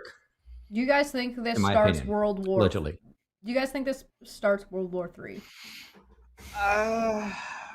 I don't think enough people actually care about Iran in terms of like the people that they say are their allies, yeah, no, I don't think so. Such as whom? Do you mean? like Russia. I mean, Russia's kind of already embroiled in planting their face firmly into the ground as they trip over their own feet. So, like, I don't know, yeah. And everybody's already, like, the rearmament of Europe is a clear indication of what Europe tends to do when it comes to Russia, in my opinion. Again, I am not sad if the supreme leader of Iran no longer bothers people, right? That's You're not right. going to make me sad. Right. The sad thing is that the people of Iran suffer under this regime. They suffer under these religious nutcases. And the fact that you kill the leader is not a guarantee that the nutcases won't continue to suppress Iran. And furthermore, the nutcases will then go and arm other people, right, to attack their stuff. They are, they are one of the entities that's helping Putin's war of aggression in Ukraine. So for Trump to go and say, I don't like Iran, but then be a gentleman of Putin and demand that Ukraine give up its territory because he wants to be eligible for the Nobel Peace Prize. I want to ask the chat real quick. Chat, what do you guys think? 1 in the chat if you think that this is going to kick off World War III. 2 in the chat if you don't think so. Anything that is not a 1 or a 2 will be considered a 2. So there is one interesting thing that I want to see what people think, which is that it seems unlikely that, assuming that Khamenei is actually dead, that this was just like an unintended consequence of a missile strike or something. Seems like this was probably a targeted assassination. Yes. And I have, and I'm so far stand by it, said that I think the targeted assassinations are more moral and more better for the world than wars. Sure. But the question is like Landon this better said, than? Let him finish. Well, so the big question I want to say is, one, does this count as something that would be better than just an all-out war to conquer Iran and cause a regime change? And 2, does this open a can of worms for wartime assassinations of heads of state? Because if so, there might be a particular Cheeto Hitler that might want to watch out a little bit. I don't know, because I don't think There's I got a couple things. Yeah, I have a couple things. But Maanyaa wanted to say something. Oh, there she is. Okay. She's back. I'm leaving. Yeah, fuck this. Maanyaa, what do you think? And then I have some thoughts. Go ahead. I was just going to add on to what Dapper was saying with what Landon said. Like, targeted assassinations can be net good, but like Landon said, comparatively, who's next? Who's next? Right? I mean, I can think of some people who, if they were next, I wouldn't cry about it. Yeah, I know. I get it. I understand that. That's the thing, is that targeted political assassinations are not always good. They're not always. No, they're definitely not. No. Yeah. So I would say that overall they're bad. That's why. Yeah, that's why people are always, especially when it's on foreign soil, you have to. That's why I think so. In popularity, they are not preferred because you never know what's coming next, because of the internal mechanisms of that country. If you're doing a political assassination and a coup of a country you do not understand, then you're likely making a mistake. Yeah. Yes. Yeah. And look at what Agent Oring said his last sentence. The heavy bombardment, however, will continue. So apparently killing him didn't matter. Uninterrupted throughout the week, or as long as necessary to achieve our objective of peace throughout the Middle East and indeed in the world. Which makes no fucking sense. We're gonna bomb you until you're peaceful, I guess. Yes. Whenever we just arbitrarily decide that that's correct. Yeah, it just doesn't make any sense. Trump being nonsensical is par for the course. Yeah, that's just Tuesday. Yeah. Or it's a subtle message.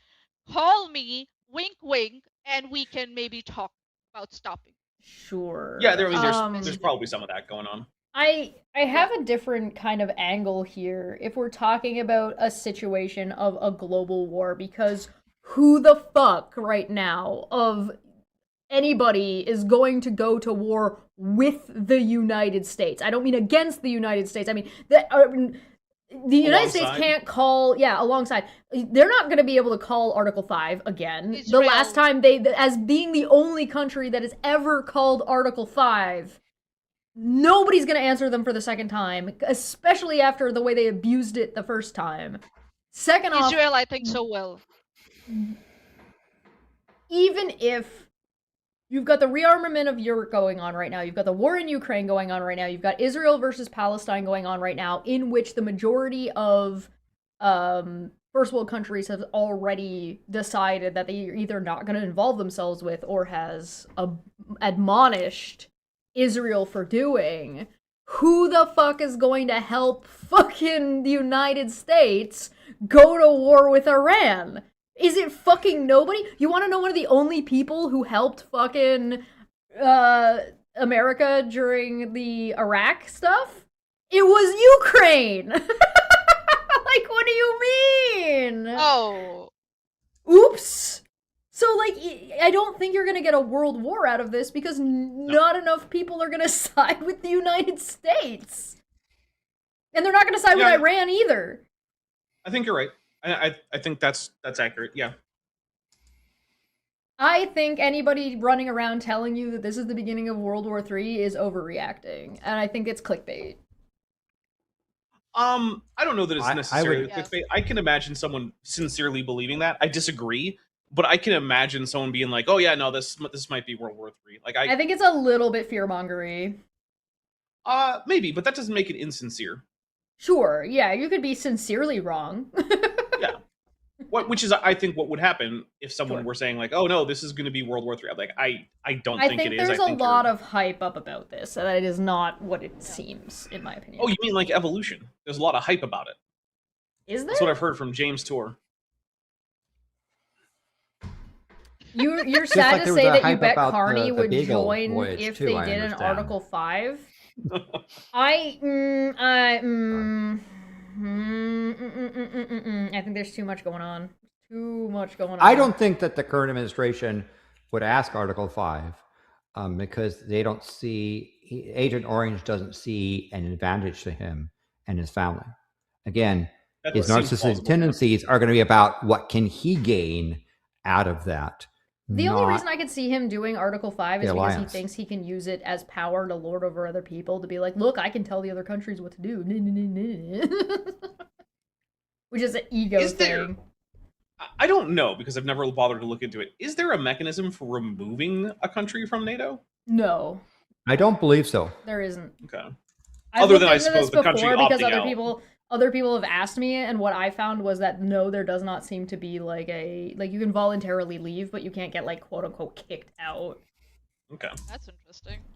Yeah, it doesn't really have a mechanism for that. Although there does seem to be some global shifting where NATO is likely going to end up either abolished in the next handful of years and reformed within a different group with different rules, which likely will not include the United States for some time. That doesn't mean the United States would never join whatever the new agreements are and whatever those look like. It's just unlikely that they would join right away, which shouldn't really surprise anybody, I don't think. No, it doesn't. Um, Actually, I think it would have surprised me 5 years ago. yeah. I mean, Trump has been working on this for a little while. By the way, I'm not linking Truth Social because I don't want to send you to this horrific place of nonsense. Oh, I broke it. Oh no! All right, so let's listen. This is an 8-minute speech. I don't know if we're gonna get through the whole thing, but we have to listen to some of it if we're gonna talk about this. So this is Okay. yeah, this is a post from a handful Okay, of I'll hours resist. ago. I'll listen. I'll resist, and I will get revenge on Chesh later. Everybody get your paper Yeah. bags out to vomit, yada yada yada, we're liberal chuds or something, whatever. Go on, Doland. A short time ago, the United States military began major combat operations in Iran. Our objective is to defend the American people by eliminating imminent threats from the Iranian regime, a vicious. All right, I'm gonna stop him right there and be like, didn't they bomb a nuclear facility not too long ago and then come out making statements saying that Iran will not have any nuclear da and won't be a threat for yada yada yada time? And now he's like, nah. I might not be remembering correctly, right? Because I don't have a perfect memory. But Right. I seem to remember the phrase used was utterly destroyed or completely destroyed Iran's nuclear Yeah. program, something like that. Yeah, Which is a something little like that. odd, given that now the United States is attacking them in response to their nuclear program. Is it not weird to anybody else that the Trump regime seems to be trying to full of a George W. Bush Jr.? Well, Oh, yeah. in fact, Chesh, Not that same narcissistic man-child said, don't support Obama because Obama is going to start a war with Iran for political purposes. Oh no. Go figure. Who would have foreseen this? Which, right? I mean, to be fair, I wouldn't have put past Obama. Yeah, But- sure. He But didn't do it, this but is if the he had, I guy, would be like, oh and- my god. But the press is too Yeah. cowardly to say, didn't you criticize Obama for the same thing? But no, they don't. So All right, You let's gotta keep keep that going. sweet White So- House access. that imminent word is doing a lot of heavy lifting there. The imminent threat, like Mhm. that's doing a lot of heavy lifting there. So I'll Sure just is. say that.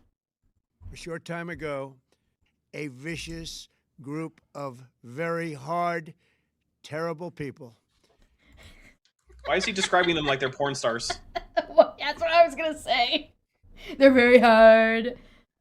Its These are menacing the hardest men activities you've ever directly seen. endanger the United I make them States, very our hard. troops, our bases They love me. overseas, and our allies throughout the world.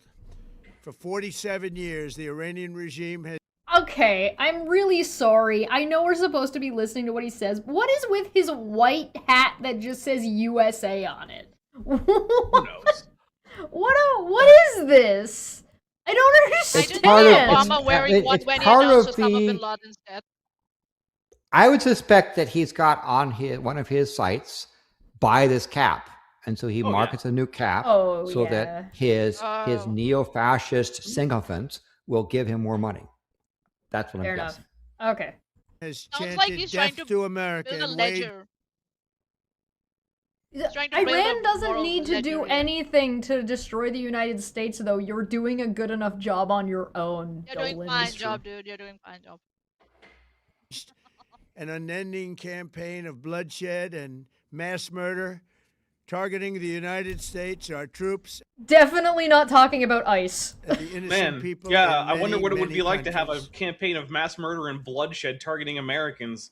I guess I should ask fucking Minneapolis, huh? Uh-huh. Among the regime's very first acts was to back a violent takeover of the U.S. Embassy in Tehran, holding dozens of American hostages for 444 days. I mean, In they did do that. 1983, Iran's proxies carried out the Marine barracks bombing in Beirut that killed 241 American military personnel.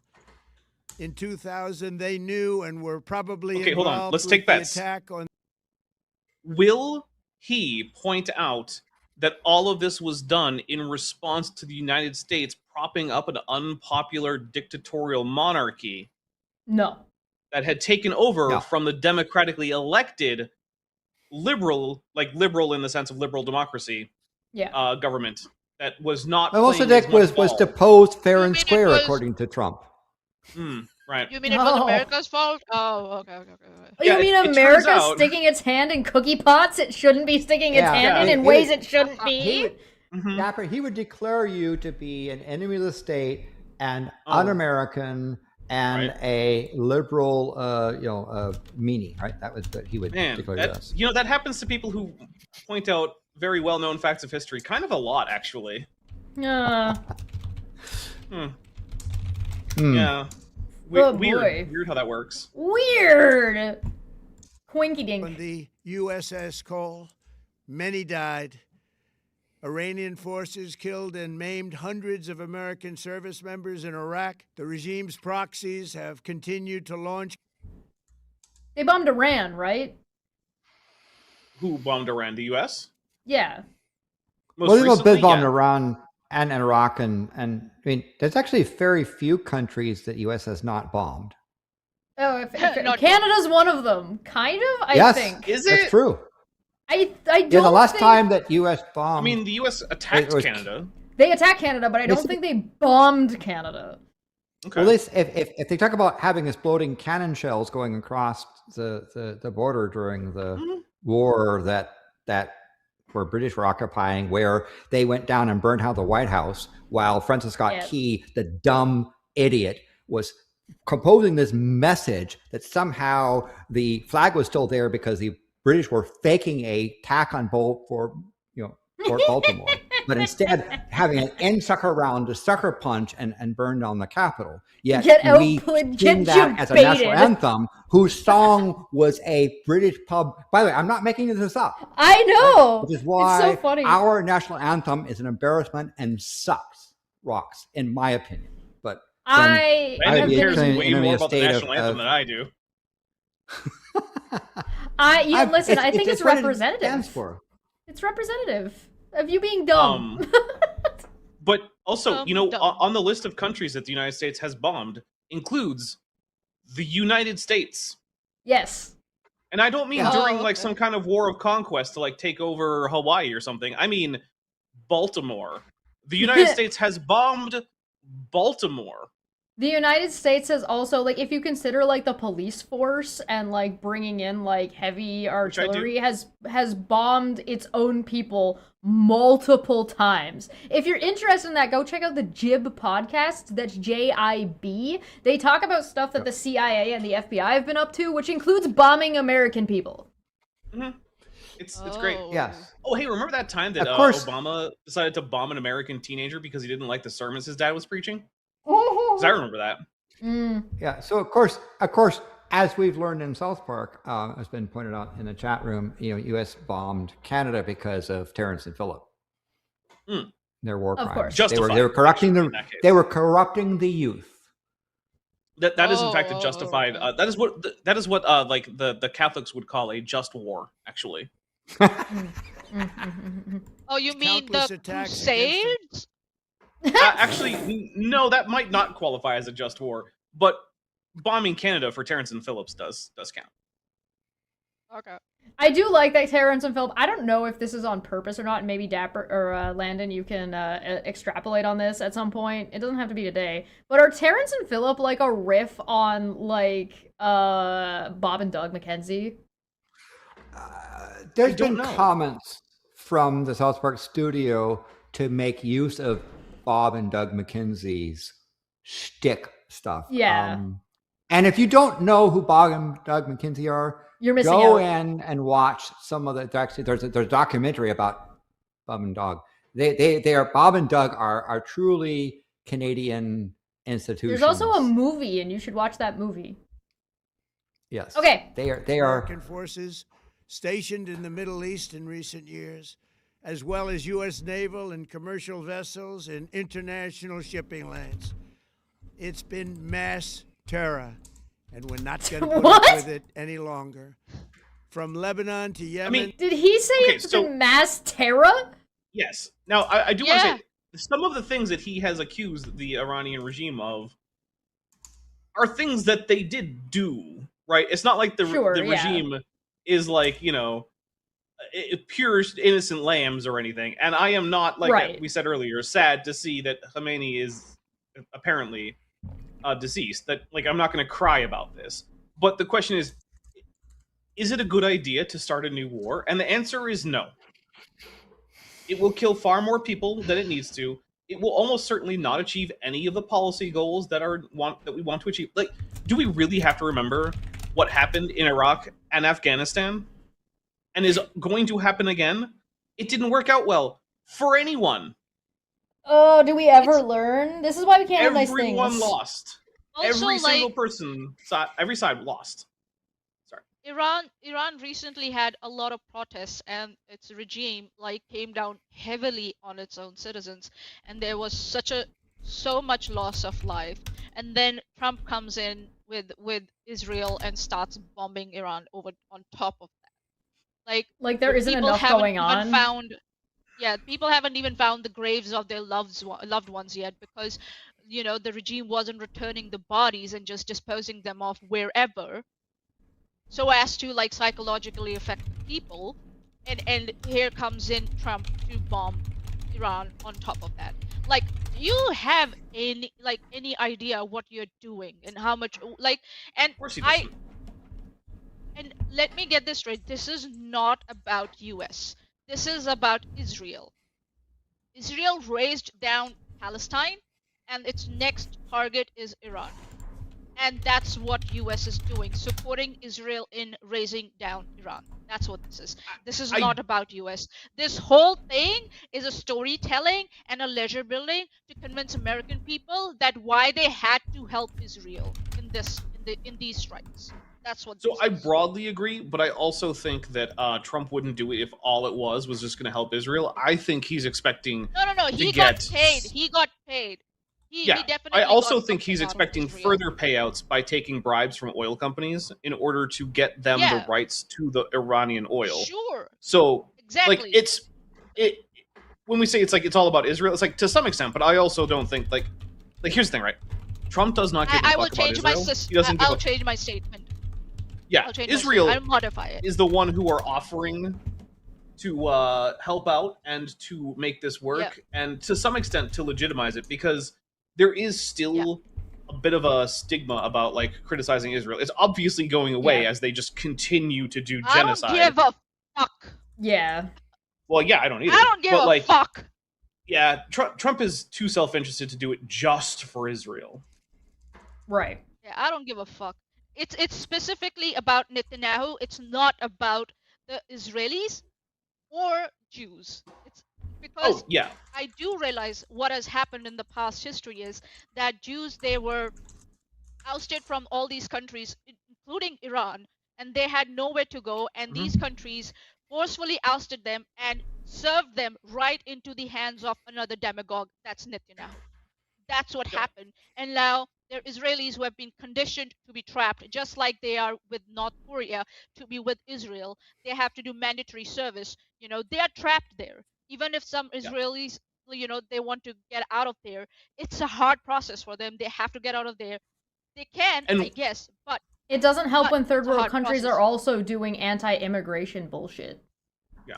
Exactly. And one big propaganda thing that Israel likes to do is to say that without a Jewish state, there would be no safe place for Jews. But I just want to point out, right? Do you know what country? Well, do you know what country has the most Jews of all countries in the entire world? No. Which one is it? It is the United States. Yep. Yeah, that it is the United States. The United States has more Jews than any other country, and even currently, in current day, Jews are significantly safer in the United States than they are in Israel. Because just think about this: when was the last time that a bus full of Jewish school children was blown up by a terrorist? Because when it comes to Israel, it's like usually not more than a few years. It's never happened in the United States. There aren't currently missiles flying at any Jewish population centers in the United States. It hasn't happened in the United States yet. Well, yeah, but like currently, it is just not the case that the safest place for Jews is Israel. Right. It's not. I'm not saying it's the United States. But what I am saying is it is safer for Jews in the United States than it is for Jews in Israel. Yeah. There might be places where it's even safer. I don't know. Maybe it's like super safe in Sweden for Jews. I don't know. Oh. All right, let's hit play on this. And Syria to Iraq, the regime has armed, trained, and funded terrorist militias that have soaked the earth with blood and guts. And it was Iran's proxy, Hamas. God damn it. That launched he could have said something. I think he made a misstatement there. Oh yeah. Soak this earth with guts. You just walk around and it's full of intestines all over the ground. There's something really, really special about comparing Donald Trump and his speeches to literally any other world leader writing a competent speech. He writes like a high schooler, guys, and he has people writing for him. And the thing is, like, you know what just happened, right? Is it someone wrote this, right? Someone wrote down blood soaked because that's a common phrase in English. And then also blood and guts is another common phrase in English. And Trump is too much of a fucking moron to know that those are separate phrases with different connotations that are useful in different contexts. And instead he's like, blood, and guts. And he's just going to shove it in there. Which, to be fair, shoving it in there is something he's well known for. Oh, non-consensually. Attacks on Israel, slaughtering more than 1,000 innocent people, including 46 Americans, while taking 12 of our citizens hostage. It was brutal. Something like the world has never seen before. Bitch, there's a genocide going on the people you're supporting. What do you mean never seen before, you fucking psycho? let's just like erase all the other ever hostage situations that have happened across the world. Yeah. Let's just say, yeah, you Palestine know is better. like Palestine and Hamas taking fucking Right. hostages is like a mainstay in the situation with Israel. How the fuck he's gonna mention Palestine? I bet you immediately after this. All right, let's see. Watch, I bet you. Okay. Iran is the world's #1 state sponsor of terror and just recently Terror. killed tens of thousands of its own citizens on the street as they protested. It has always been the policy And you of added the on United top of States, that, nice. in particular, my administration, that this terrorist regime can never have a nuclear weapon. Me. I'll say it Yeah. again. They can never have a nuclear weapon. That is why in Operation Midnight Hammer last June, we That's a dumb obliterated the regime's That is a nuclear dumb name. program at Fordo. He's gonna out loud admit that he already dealt with the fucking nuclear issue, even though he's using it as an excuse in the same speech? Seems like. That's insane. Natanz and Isfahan. After that attack, we warned them never to resume their malicious pursuit of nuclear weapons. And we sought As opposed to their peaceful pursuit of nuclear weapons. Yeah, that's what the United States does, obviously, Chad. Obviously. Sorry, Obviously. my bad. To be fair, Iran was And balanced. caught by the U.S. Inspection Agency Yeah. with enrichment at 60%. The reactor needs between 3 and 5%. So they were enriching uranium Oh, yeah. for purposes beyond Yeah. that stuff. That doesn't justify what the U.S. did, but Yeah. Look, Especially I don't when think there's anyone who's pretending they weren't trying to get nuclear weapons, but Right. it's a little rich for the one country who's ever used a nuclear weapon in war to be the ones who were like, well, these guys don't get to have one. I Well, said they're that also last the- year. Sorry, I go said ahead. that last year. I said you can't be the one with the bazooka and point it at another country and say you can't have a bazooka. That's not how it works. No, It's not gonna be successful for a terribly long period of time, at least. no. I said it last repeatedly year. to make a deal. We tried. They wanted to do it. They didn't want to do it. Again, they wanted to do it. Part they of the didn't want to deal. do it. They didn't know what was happening. They just wanted to practice Didn't know what evil. was happening. He talks like But a Iran 5-year-old. refused, just as it has for Right? decades and decades. They've rejected every opportunity to renounce their nuclear ambitions, and we can't take it anymore. Instead, they attempted to rebuild their nuclear program and to continue developing long-range missiles that can now threaten our very good friends and allies in Europe, our troops stationed. Oh, Europe. He's just trying. Like, hey, I'm doing this for you guys. And Are when Europe asks your nothing of very that good sort- friends and allies, Mr. Tariff? Yeah. No. No. It's like Hmm. he's trying to say like wink wink. I'm gonna just mention you here to legitimize my attack, and the Europe is like, excuse me. To When did we legitimize ever- my attack, and when I am inevitably ask you for help in this never-ending nonsense that I'm about to start, Nonsense. then Yeah. you gotta And come and Europe- help me. And everybody's gonna say That was no. so sneaky. That was so sneaky to drag Europe into this, as if like Europe, placed a stamp and signed off on this. Fuck you, Trump. Seriously, dude. Oh my Oh, God. god. Try to like add credibility to this fucking this whole thing. This is the same. This is just about oil and resources. That's all this old war is. I think it's a little bit like about that was said. power. I think it's a little Power, bit about of course. power. With power, they will get access to resources. Yes. Of course, it's about that. So yeah, it's like this is just like the stunt that like George W. Bush Jr. played. This is the same thing. It's the same thing. Guys, It's just like, more. yeah. It's just for a president of the Fake it. United States that was memed on and joked about for being stupid. It's actually like Junior. What's it? Oh my god, brain. Like George W. Bush Jr. was. Like that man was memed on for being dumb. Like that was his shtick. That's what Yeah. people remember him for. For that for him to be not only copied but copied by somebody more stupid is actually almost impressive. Yeah. Zerolon It's also in the chat makes a good point. It says, "Go ahead, dump. Name one ally in Europe." Yeah, that's what I'm saying. That's why he used a broad term Europe instead of a country from Europe, because he knows he will be trouble if he like mentions even one of them, and they will be like, "Excuse me, what the fuck?" Ally in name only. Overseas, and could soon reach the American homeland. Just imagine how emboldened this regime would be if they ever had and actually were armed with nuclear weapons as a means to deliver their message. Bro, there's a Should have started difference that with between Pakistan then. yeah, there's a difference between having nuclear weapons and having the capabilities to fire them halfway across the world. Those are different things. What the fuck?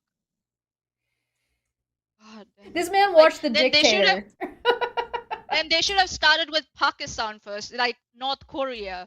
Like, you know, I No, don't he see likes them North bombing Korea. North Korea. Yeah, yeah. North Korean citizens are much more important than the Iranian citizens, you know, even though Iran has just lost a lot of their Iranian citizens. Yeah, got it. For these reasons, the United States military is undertaking a massive and ongoing operation to prevent this very wicked, radical dictatorship from threatening America and our core national security interests. Look in the mirror. If I am remembering correctly, was one of Donald Trump's main talking points in this last election to be like, we don't want to have troops in the Middle East? And it was a travesty and it's a mess. With no end point. The troops from Afghanistan. That's why they took them out of Afghanistan. That was you definitely can pretty a thing. much guarantee I guess they didn't find that if oil Trump in says Afghanistan. something, he's lying. Yeah. I see. All right, I just want to clarify that. We are going to destroy their missiles and raise their missile industry to the ground. It will be totally, again, obliterated. We're going to annihilate their navy. We're going to ensure that the region's terrorist... Navy? Does Iran have a terribly large navy? They have a pretty decent navy. Okay, I was there at one point helping defend against a potential naval strike against U.S. naval assets. Oh, okay. So news to me.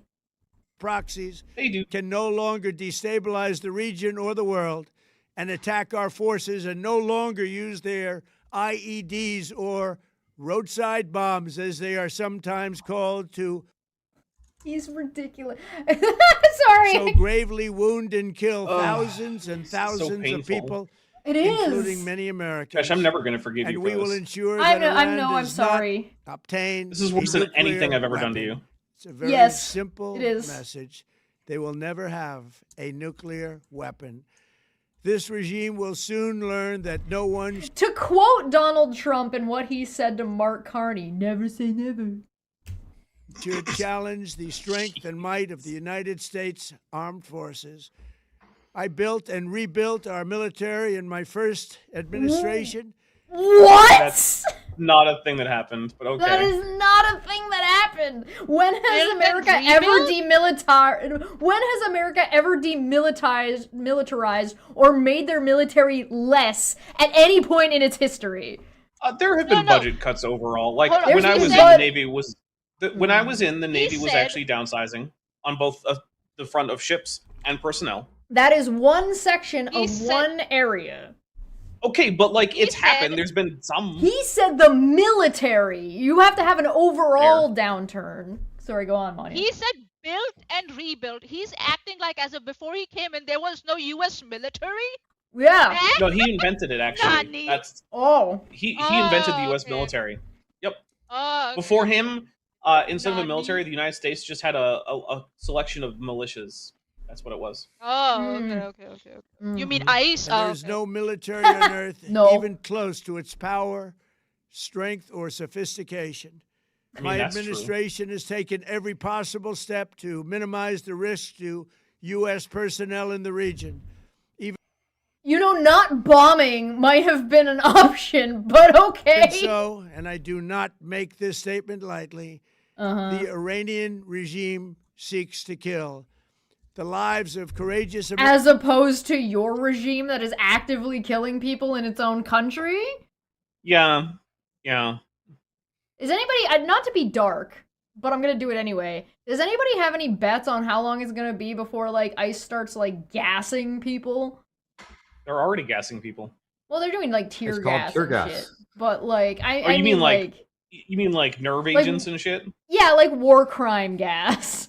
I don't think they will. I don't think they'll do it in the streets. They might do it in ICE facilities, in which case we're probably, if the current regime manages to hold on to power in terms of like finding a successor, because Trump's not going to be here in like 10 years. I think we could be about a decade away if the regime manages to find a successor who's able to hold on to power. Okay. If it's allowed to continue, sure. American heroes may be lost, and we may have casualties. That often happens in war.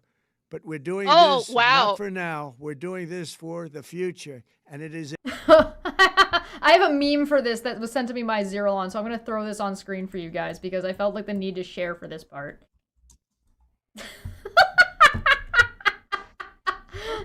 The lives of courageous American heroes may be lost. That happens often in war, but yada yada yada. Some of you may die, but that is a sacrifice I'm willing to make.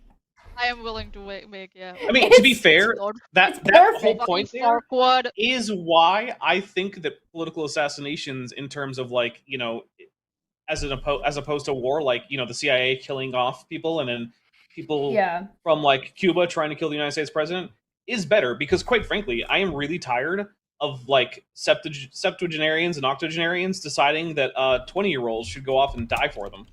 Fuck off. You should go die if you think someone should die.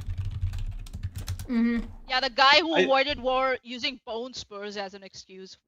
So I would support a rule that the guy who decides to start military action against a country, not to defend, but to start military action against a country, gets to then go be executed the next day.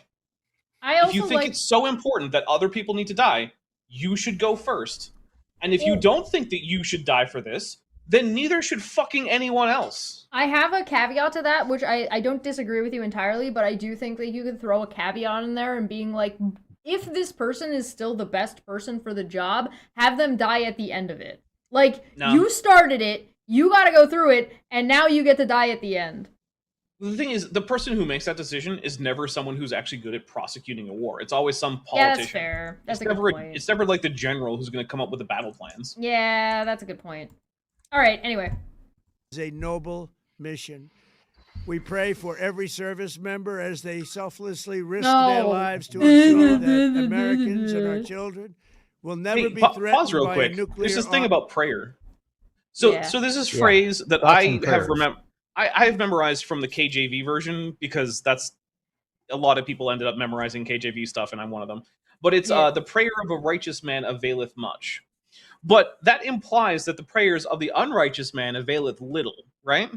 Right. So I just want to point out that when Trump says that, you know, he's praying, well, let's just assume that prayer does anything. Yeah, even if prayer does anything, seems like the prayers of Trump might not do much. Yeah. Armed Iran. We ask God to protect all of our heroes in harm's way, and we trust that. That's you! You're literally praying for your own demise, my dude. He wouldn't be the first person to do it. Yeah, fair enough. To pray for their own demise, or to pray for his demise specifically. Specifically. The men and women of the armed forces will prevail. We have the greatest in the world. But not the trans men or the trans women, because you kicked them out. To the members of the Islamic Revolutionary Guard, the armed forces, and all of the police, I say tonight that you must lay down your weapons and have complete immunity, or in the alternative, face... You must lay down your weapons and have complete immunity? Do you mean lay down your weapons? Oh, sorry. This is Yzma talking to Pacha's kids. Open the door and I'll burn your house to the ground. Don't you mean or? Open the door or I'll burn your house to the ground. Well, which Right. is it? That's a pretty crucial conjunction. Clearly, what he actually like, means, what he's immunity trying from to say what? is, and we will give you or grant you immunity. Right. Yeah, obviously. But And this is also, a like- written speech for the world to declare war. You would Remember- think you would get your conjunctions correct. Trump is only Remember I marginally said more about literate than the- Kent Hovind.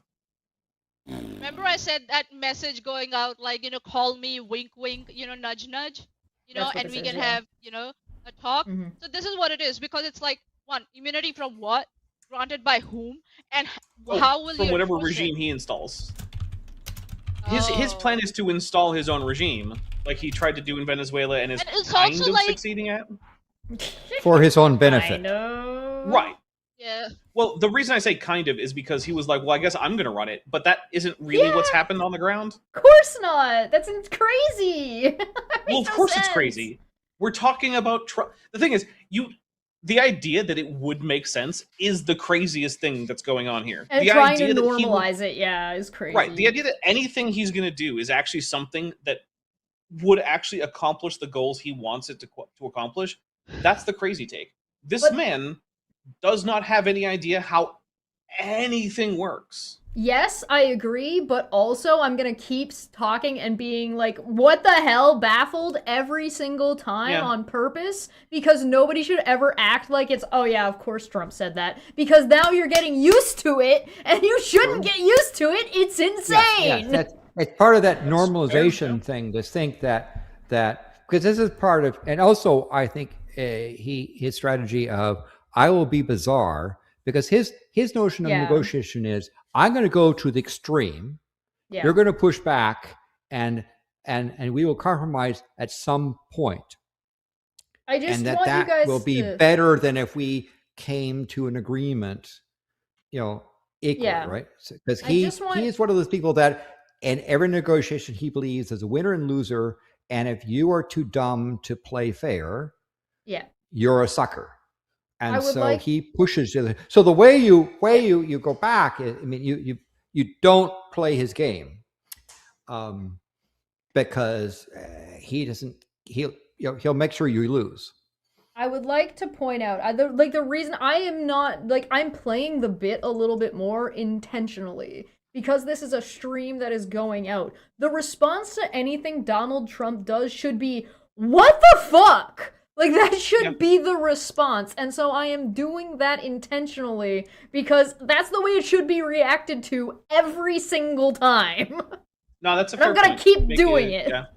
But I Make a think, good point. Dapper's right. Yeah, of course, this is exactly what you should expect from Trump. This is exactly the way he behaves. This is exactly what he does every single time. You should not actually, in real life, be surprised, but you should still respond with, what the fuck? All right, we're almost done. Certain death. So, lay down Sorry. your arms.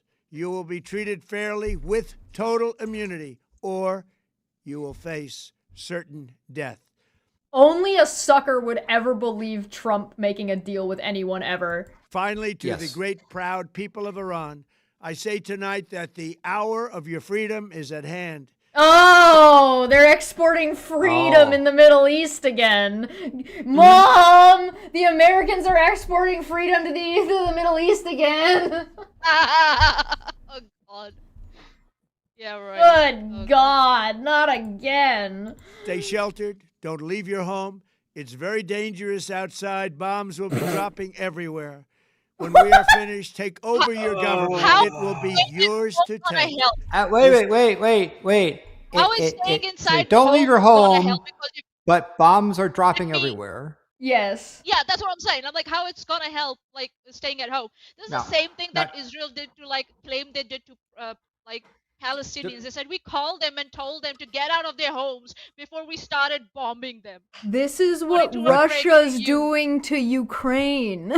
Yeah. Right? Now, Mhm. also, It's like- but also, Chesh, let's be fair. Let's remember the Shahid drone is an Iranian regime killing machine, and that Iran is currently bombing civilian targets in the Middle East, except for one country, because they're a bunch of war criminals as well. That doesn't justify what Trump's doing, Right. Let's remember It's contextual. that it's contextual that this is a bad regime. yes. They're like the bad person is bombing this other bad person and killing a bunch of innocent civilians in the meantime. Great. Everyone sucks here. This will be there are no good guys. probably your only chance for generations. For many years, you have asked for America's help, but Have they? Have they I done don't that? remember that. That doesn't sound like something I remember happening. I don't I think don't that's remember true. that happening. Yeah, I don't know about that one, guys. you never got it. No president was willing to do what I am willing to do tonight. Now you Oh, have Well, a that's I'm gonna true. punch you in the head, and I'm doing it for your own good. Thanks. Right? You asked for this. I'm Poke, dogging poke, poke, you poke, for your poke. own good. president All who right. is giving you what you want. So let's see how you respond. Uh-huh. America is backing you with overwhelming strength and devastating force. Now is the time to seize control of your destiny and to unleash the prosperous and glorious future that is close within your reach. Who wrote this? The thing is, I So he think that started what with was self-defense. He started with self-defense, and he has gone to like take over your government. Is that what it is?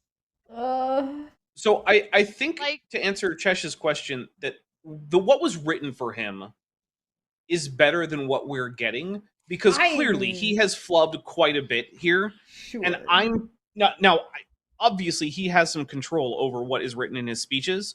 So my guess is that a Unfortunately. reasonably competent speechwriter wrote this and then had to write it under the insane instructions of this man who then messed it up on top of all. I'm halfway with you, except that we also have to consider that Donald Trump is only hiring people who agree with him and not on merit whatsoever. So because there is no on merit basis, and I'm not necessarily willing to buy, like, just the fact that RFK Jr. is a thing that we have to acknowledge exists, to me Or tells Kristi me that Noem, I do or- not, yeah, and Kristi Noem, Pam Bondi, all Yeah. of these are reasons why I'm not willing to buy that this was initially a competent writer to begin with, but at least it was somebody who was functionally literate enough. That's all I'm willing to give. Mad enough to write for Trump. Yeah. This is the moment for action. Do not let it pass. May God bless the brave men and women of America's armed forces. May Unbelievable. God bless the United States of America. May God bless you all. Thank you. The White House. Put it on. All right. So, what do you think? I think Chesh deserves to apologize to us for making us listen Yes. to that. What? I'm not the one who bombed Iran. That's true, which is why we don't want you to apologize for bombing Iran. Anyway, thank you, Chesh, for bringing that interesting set of words to us. Yeah, I never would have been exposed to it had it not been for Chesh. That's for Interesting is sure. doing a lot of heavy lifting here, Landon. Interesting. I feel like Chesh needs to pay my therapy bill. Yeah, nevertheless, I must say I apologize.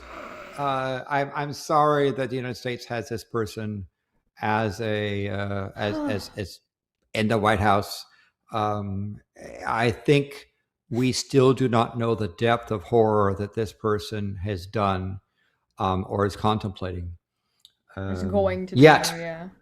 let's remember this. Many Americans think that what he's doing is wrong. Many Americans oppose the fascist-style tactics of ICE. And many Americans believe that it is that what people like RFK Jr. are doing is wrong, et cetera, et cetera. Don't take into the thing that the entire world has gone to Trump and handbasket. Many people do oppose this, and I must commend the people of Minneapolis and Minnesota for standing up there. They some of them paid for their lives, but that to me is signs of true patriotism. So don't think the entire world is gone hell in a basket. There are many people who oppose this and will continue the United to oppose States, please. what it's doing.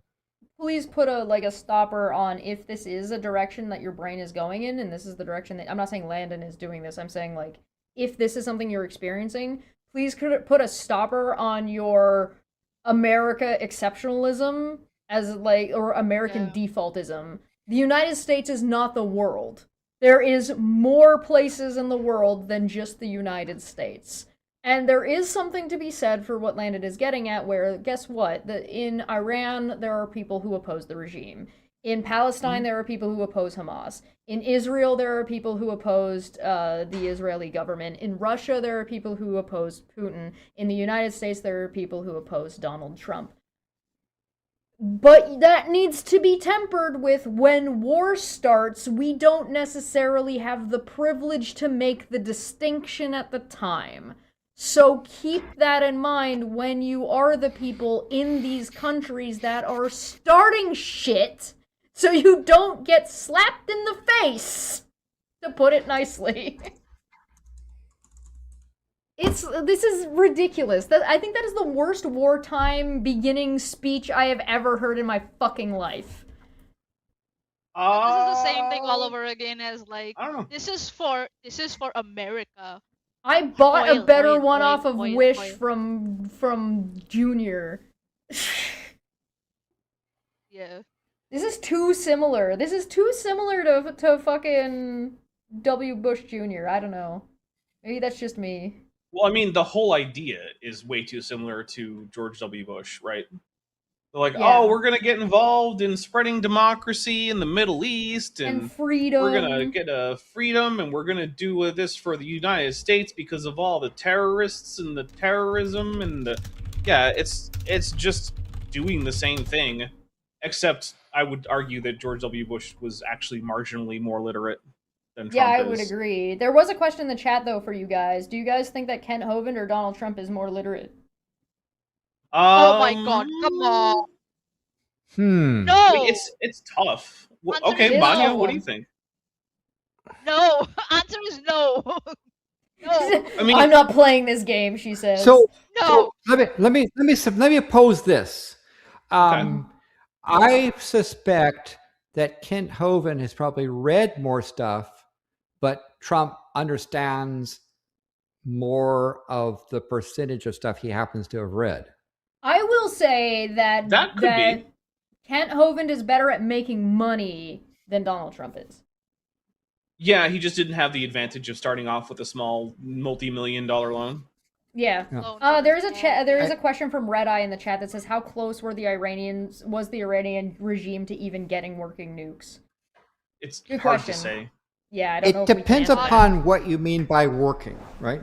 If you Well, want Yeah. a device that will cause the press to hyperventilate and cause mass panic and kill people, the Iranians had that capacity, right? They had enough material. When the U.S. did penetrating needles to attack the place where those centrifuges were allegedly, they did not destroy that uranium. They just scattered it, right?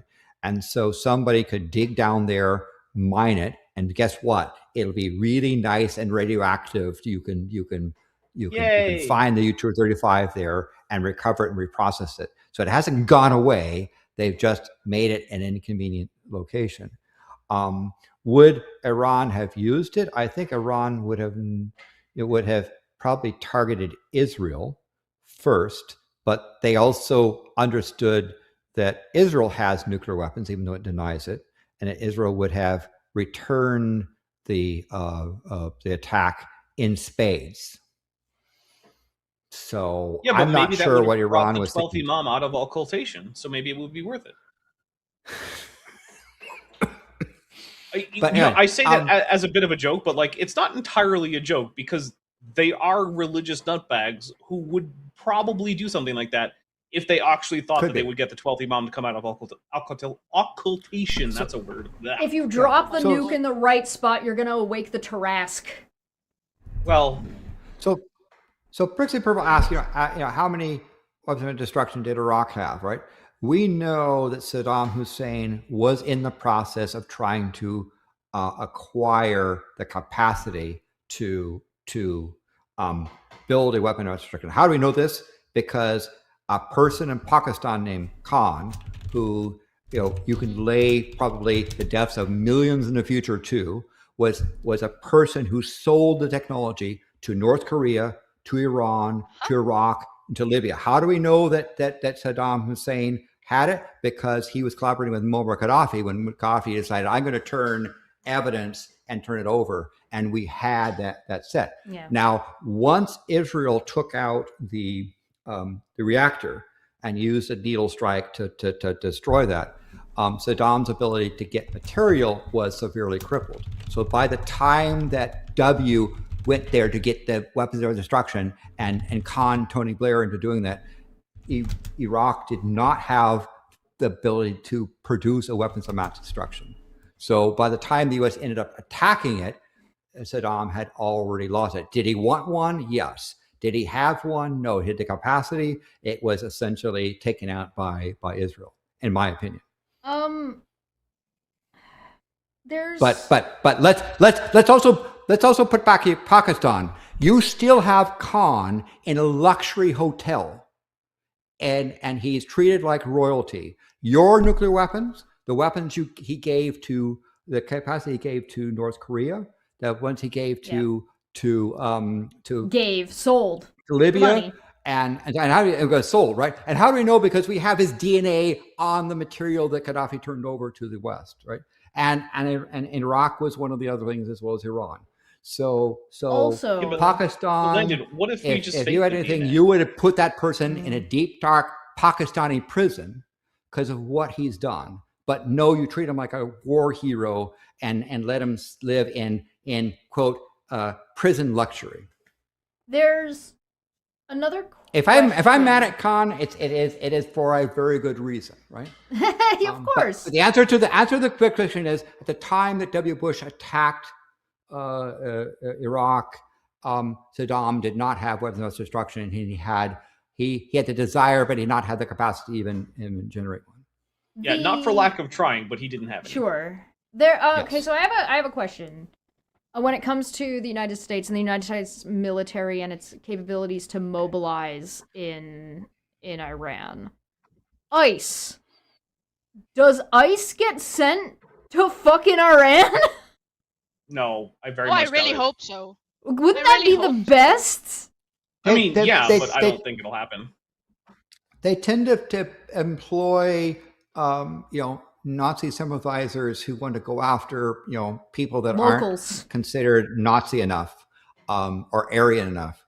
So they would have a hard time entering Iran because they would be going and arresting everyone they saw. Oh no, everyone here is brown. Panic. Panic! Ugh. Oh, So I think God. Seriously, the thing is, yeah. the military has higher standards than ICE. Yes, correct. And I don't think most ICE agents. Okay, how about this? One, I don't think any general or admiral would recommend that ICE be deployed to Iran. And Sure. generally speaking, Trump tends to do the things that the generals who kiss his ass enough say to do. Okay, in but terms maybe of, like, they prosecuting- should. Well, maybe, but he's purged Yeah. the generals and admirals who aren't sufficiently loyal, so they're not going to. Yeah. And the other thing is, even if he decided to deploy them, which I don't think he will, my guess is that they would mostly be sidelined in terms of actual combat duties by the military, because the military does not want to have to deal with people who are going to basically be about as effective as the North Korean soldiers were in the Ukraine war, which is to say, they mostly just caused problems and got Russian troops killed, or sometimes killed Russian troops themselves because they didn't know what the hell was going on. I still stand by this is the worst we're going to war speech I have ever had the displeasure of witnessing, both in audio and like have read in my life. It's so bad. Yeah. Like, the only thing it's lacking is, like, a little bit of extra memery. Like, he says 6'7" in there somewhere. Some shit. So you're saying that it should have actually been given by Elon Musk because he would badly deliver some old memes? At least that they would have that instead of just being, good God, that was bad. That was Deployed worse to than the me surface of Jupiter. reading. Let me ask, how long do you think this U.S. attack on Iran is going to go, right? Do you think That's a good Somewhere it'll be between, short, like, go ahead. Short. I was gonna say Hmm. somewhere between 2 weeks and 20 years. I have Huh? here's the thing. The thing that even Donald Trump was critical of about going to war in Iraq was that the United States went in with no end plan. Like, what is the Yeah. end of this and how do we leave? So, What even but is victory in this case? what is victory in this scenario? What does this look Yeah. like? What is the plan here? Again, it's the same thing as Venezuela. We're back to, I'm convinced that Donald Trump is simply biting off more than he can chew. From like, I'm even being from like a realism sort of standpoint. To be like, he's fighting an economic war with basically everybody. He's And losing. trying to do, and losing. He's doing he's waffling on the war between Russia and Ukraine. He is trying to do a war in Iran. He is also dealing with the massive like internal strife in the United States with things like ICE. And Fuck this ICE. is fighting with and arguing with, for no real reason, things like the G7 and NATO and the fucking, oh, what's the other one? I forgot one. What's the other big one? Shit. Oh, Kuzma, the North Atlantic Trade Agreement, right? Like between Canada, Mexico, and so this is like irregardless of the tariffs. That's another thing, right? It's like this man is fighting literally everything all of the time. So, like, what the fuck do you think you're gonna do here?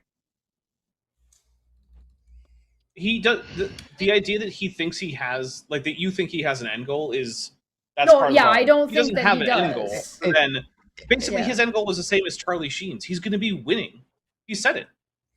I mean, I We're gonna be- believe you're gonna more be in winning so Charlie much you're Sheen tired. than I do in Donald Trump. Wait, So, what so, though, right? so but With what? Chesh, understand that Trump's about himself, right? And so I Sure. suspect you will find out with Venezuela that the CIA was in consultation with the new regime, but like the vice president, and so forth, to say, will you Denmark, give my right. family money Money. Yeah. and my friends money? If so, we'll take out your president and let you become the new leader. Yeah, he's threatening I believe physical with Iran, war. he's going to sit there and so he feels it's successful because same. he has gotten himself richer or his friends richer. That's what I was With saying, Iran, yeah. he will feel that he has won if his family gets money or his I friends get money hope- or accommodation.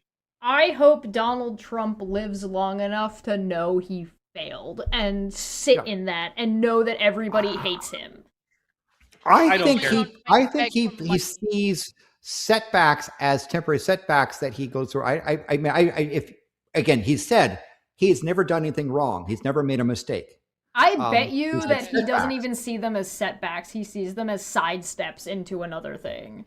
Yeah, and so again, because so understand that Trump doesn't care whether U.S. wins or loses this war.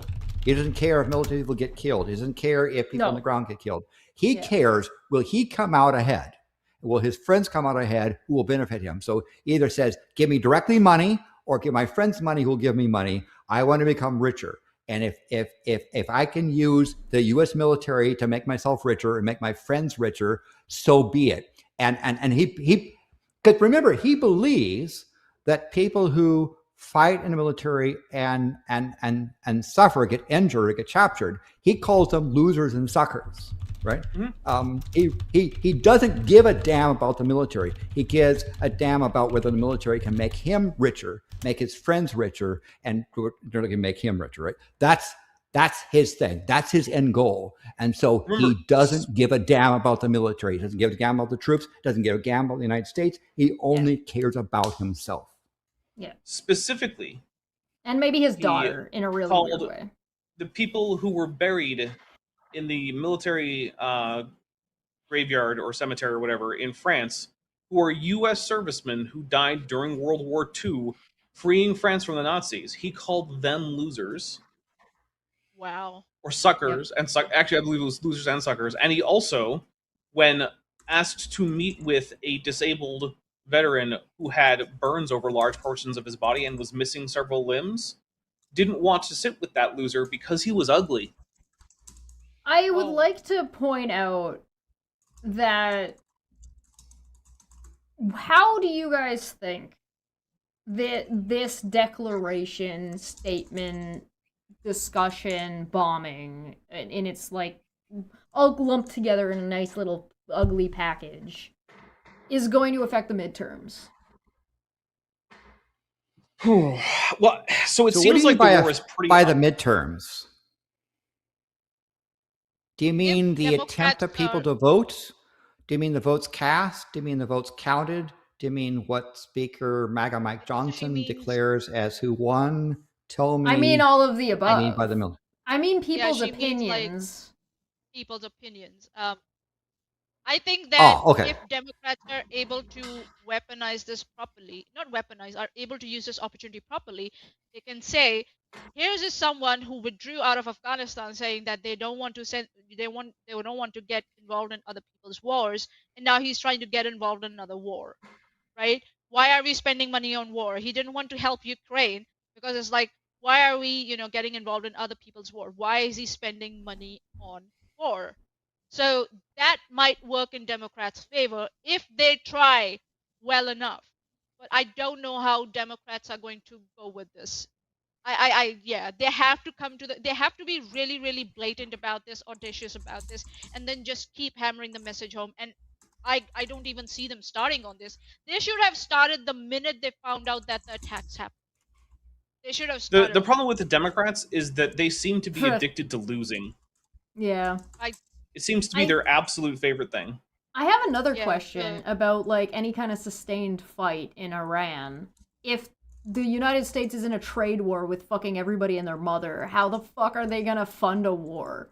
Not gonna last for long then. No. So one of the things is that the trade war has largely skipped over the military producers and military companies that produce things like jets and weapons and things like that.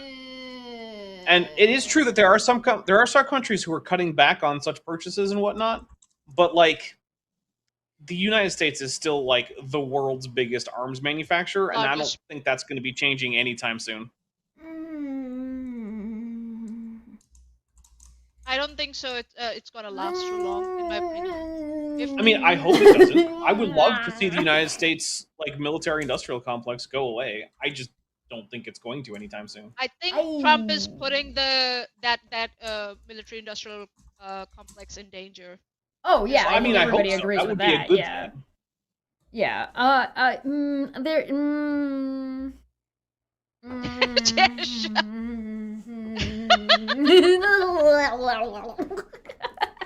I don't know. I have thoughts about it, but I kind of want to see what the next couple of steps are in this scenario.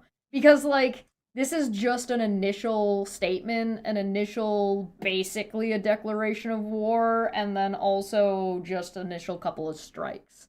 So, we're gonna have to see how it develops to sort of start being able to predict what might happen. Because, again, Trump is wacky as fuck, dude. Yeah, in my opinion, Democrats should just immediately start attacking him for this war. Oh, yeah. Just immediately. Just like, he's imposing tariffs, now he's going for war, what the fuck he is doing, he doesn't care about the American people, he's sending our troops somewhere, without any blah blah blah blah. Just fucking go after him, like, blatantly. Just do it. Nobody's going to question you. Isn't the United States implementing Grok AI into their shit? So yeah, the Pentagon is claiming that they're going to be using Grok so AI is that for something. not gonna fuck up this entire scenario? I have no fucking clue. They outed the previous AI provider, the AI provider, because according to the president or CEO of that company, they were asked to do mass surveillance on this civilians, and they refused to do that. So they were like told fuck off. So that's what happened. One of the reasons. I guess Grok has said that, oh yeah, we are happy to do that. Like Elon has said he is happy to do that. we should look to wrap up. Landon, do you want to go first? Yes. So, Final thoughts and chill your please, shit. please consider liking and sharing and subscribing to this channel, because, by the way, subscription doesn't mean subscription. It's like I'm not like a magazine subscription. Chesh isn't going to come to your door and bother you. It just means you like but this for channel. other reasons. Yeah, unless you happen to be in Calgary, in which case she'll visit you on a regular basis. The other thing I would say is that the International Obfuscated Secret Contest has two more weeks. So you have 2 more weeks to register. If you don't wait till the last minute, because I have to manually process your registration and get your code in before the 13th of March to be eligible for this.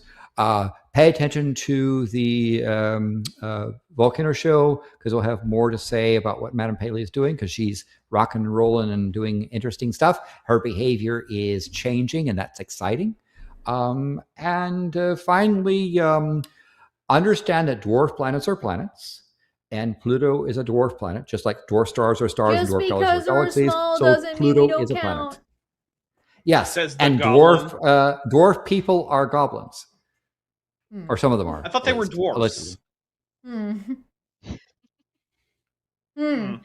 Yes, they're dwarves seems too. Off. All right, Maanyaa, what do you got going on?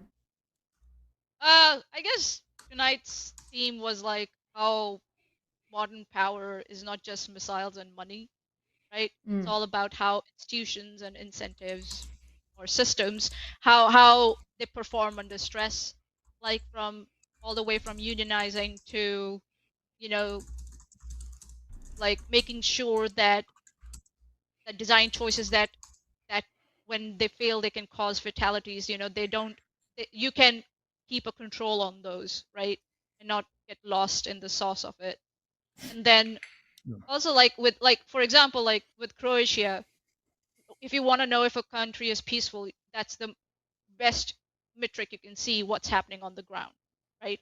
They went landmine free, so that's the best metric to see. Yeah, they are now walking into an era of peace, right?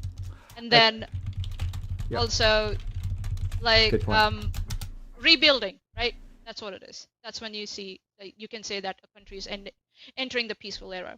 And then like with South Korea, it's like what South Korea did January 6th correctly. Yeah, what accountability would look like when a democracy works, when a constitution works, right? And then, like, which was the other one?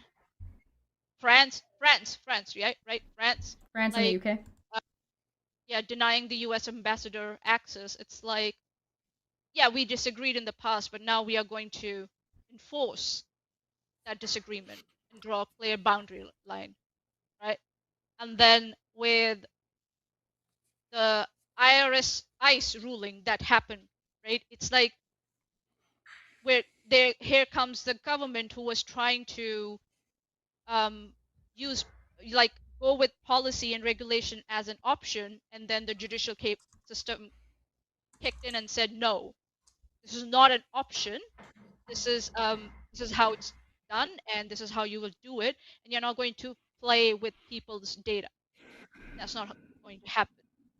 So that was another game. And then with the Maanyaa, you don't have to memorize and summarize everything we talked about. It's okay. But I think you've done a good job of summarizing. Last one, the AI game stuff, right? Yeah. It was all about, like, if you're going to like compensate escalation, then that's what you will get.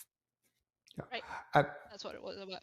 So very okay, good. I was asked. I got a message asked to mention a really good news piece. Think very short. Yes, please, by all means. The Vera Rubin telescope had its first full night of alerts, scanning the sky, and it produced 800,000 alerts. Damn. At least 800,000 alerts. These are comets, asteroids, supernovae. So the first scan, we got the first night, 800,000 alerts, and we haven't gone through all of them yet. Basically, said, 800,000? look here, That's look here, only look here, the look here. first night. 800,000 Oh, that's so cool. on the first night. So Congratulations. So yay, they're Ruben scanning the universe, and they're looking forward to being confused because the universe has got some things saying. You think you Universe understand is me? Hold my dancing. beer. Yeah, hold my Universe is beer. All right, Dapper, what do you got for us? Final thoughts and I feel like I've said pretty much everything I want to say about the news, but yeah, go like and subscribe. I'm going to be doing a 15,000 subscribers specials coming up, hopefully in like the next couple weeks or so. I gotta talk to a few people about when they're free and such, and yeah. But so in terms of like events, I want to remind you that no one can punish you for making the wrong decision on a jury, and so if the victim is MAGA, the verdict is not guilty. Make sure you guys Cannot check commit out. crimes against fascists. There's been some Yes, issues. you can. Jury notification is a thing. There's some issues that's been going on with YouTube and FTFE, and I do recommend you go check out your his channel. That's just if you just type in FTFE, it'll come up. Fight the Flat Earth. He's been having some issues with YouTube. Please go check that out. In the meantime, what's happening on this channel? I am looking at getting professionals in fields to do short lectures and then to bring them on for a Q&A that goes after the lecture. So that is something that I'm working on that will be on this channel soon, assuming I'm successful. There's also been a lot of people who seem to be interested in more productive debate after Dapper's unfortunate, hilarious interaction with modern day debates. So if that is something that you're interested in, please leave me comments. Please reach out to me. Please, I'm more than happy to set it up. I'm more than happy to host it. But I cannot build something like this by myself. I really, really need your guys' help to help network that out and spread that out and get people willing to do it. Also consider subscribing and sharing because we are really close to being monetized. And unfortunately, and as unfortunate as it is, the size of the channel does matter for whether or not some people are willing to come onto the channel for debates in the first place.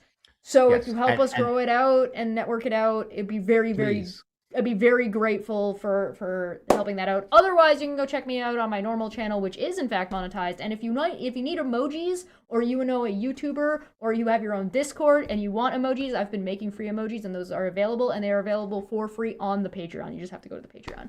It is just in a library that's there for free, and it is going to be growing as we go. But thank you so much for joining us. Get out of here, and everybody say it with me. You guys will know what it is. It's fuck ice. Fuck so everybody say fuck ice at the same time. Alrighty? 1, 2, Fuck ice. 3. Are you serious? Oh At my the same God. time. 1, 2, 3. Fuck ice. Ice. VMix has the best delay in the world. Thank you so much for joining us, everybody. We're going to get on out of here and have a great weekend. Bye-bye. Thank you. Bye. Thank you.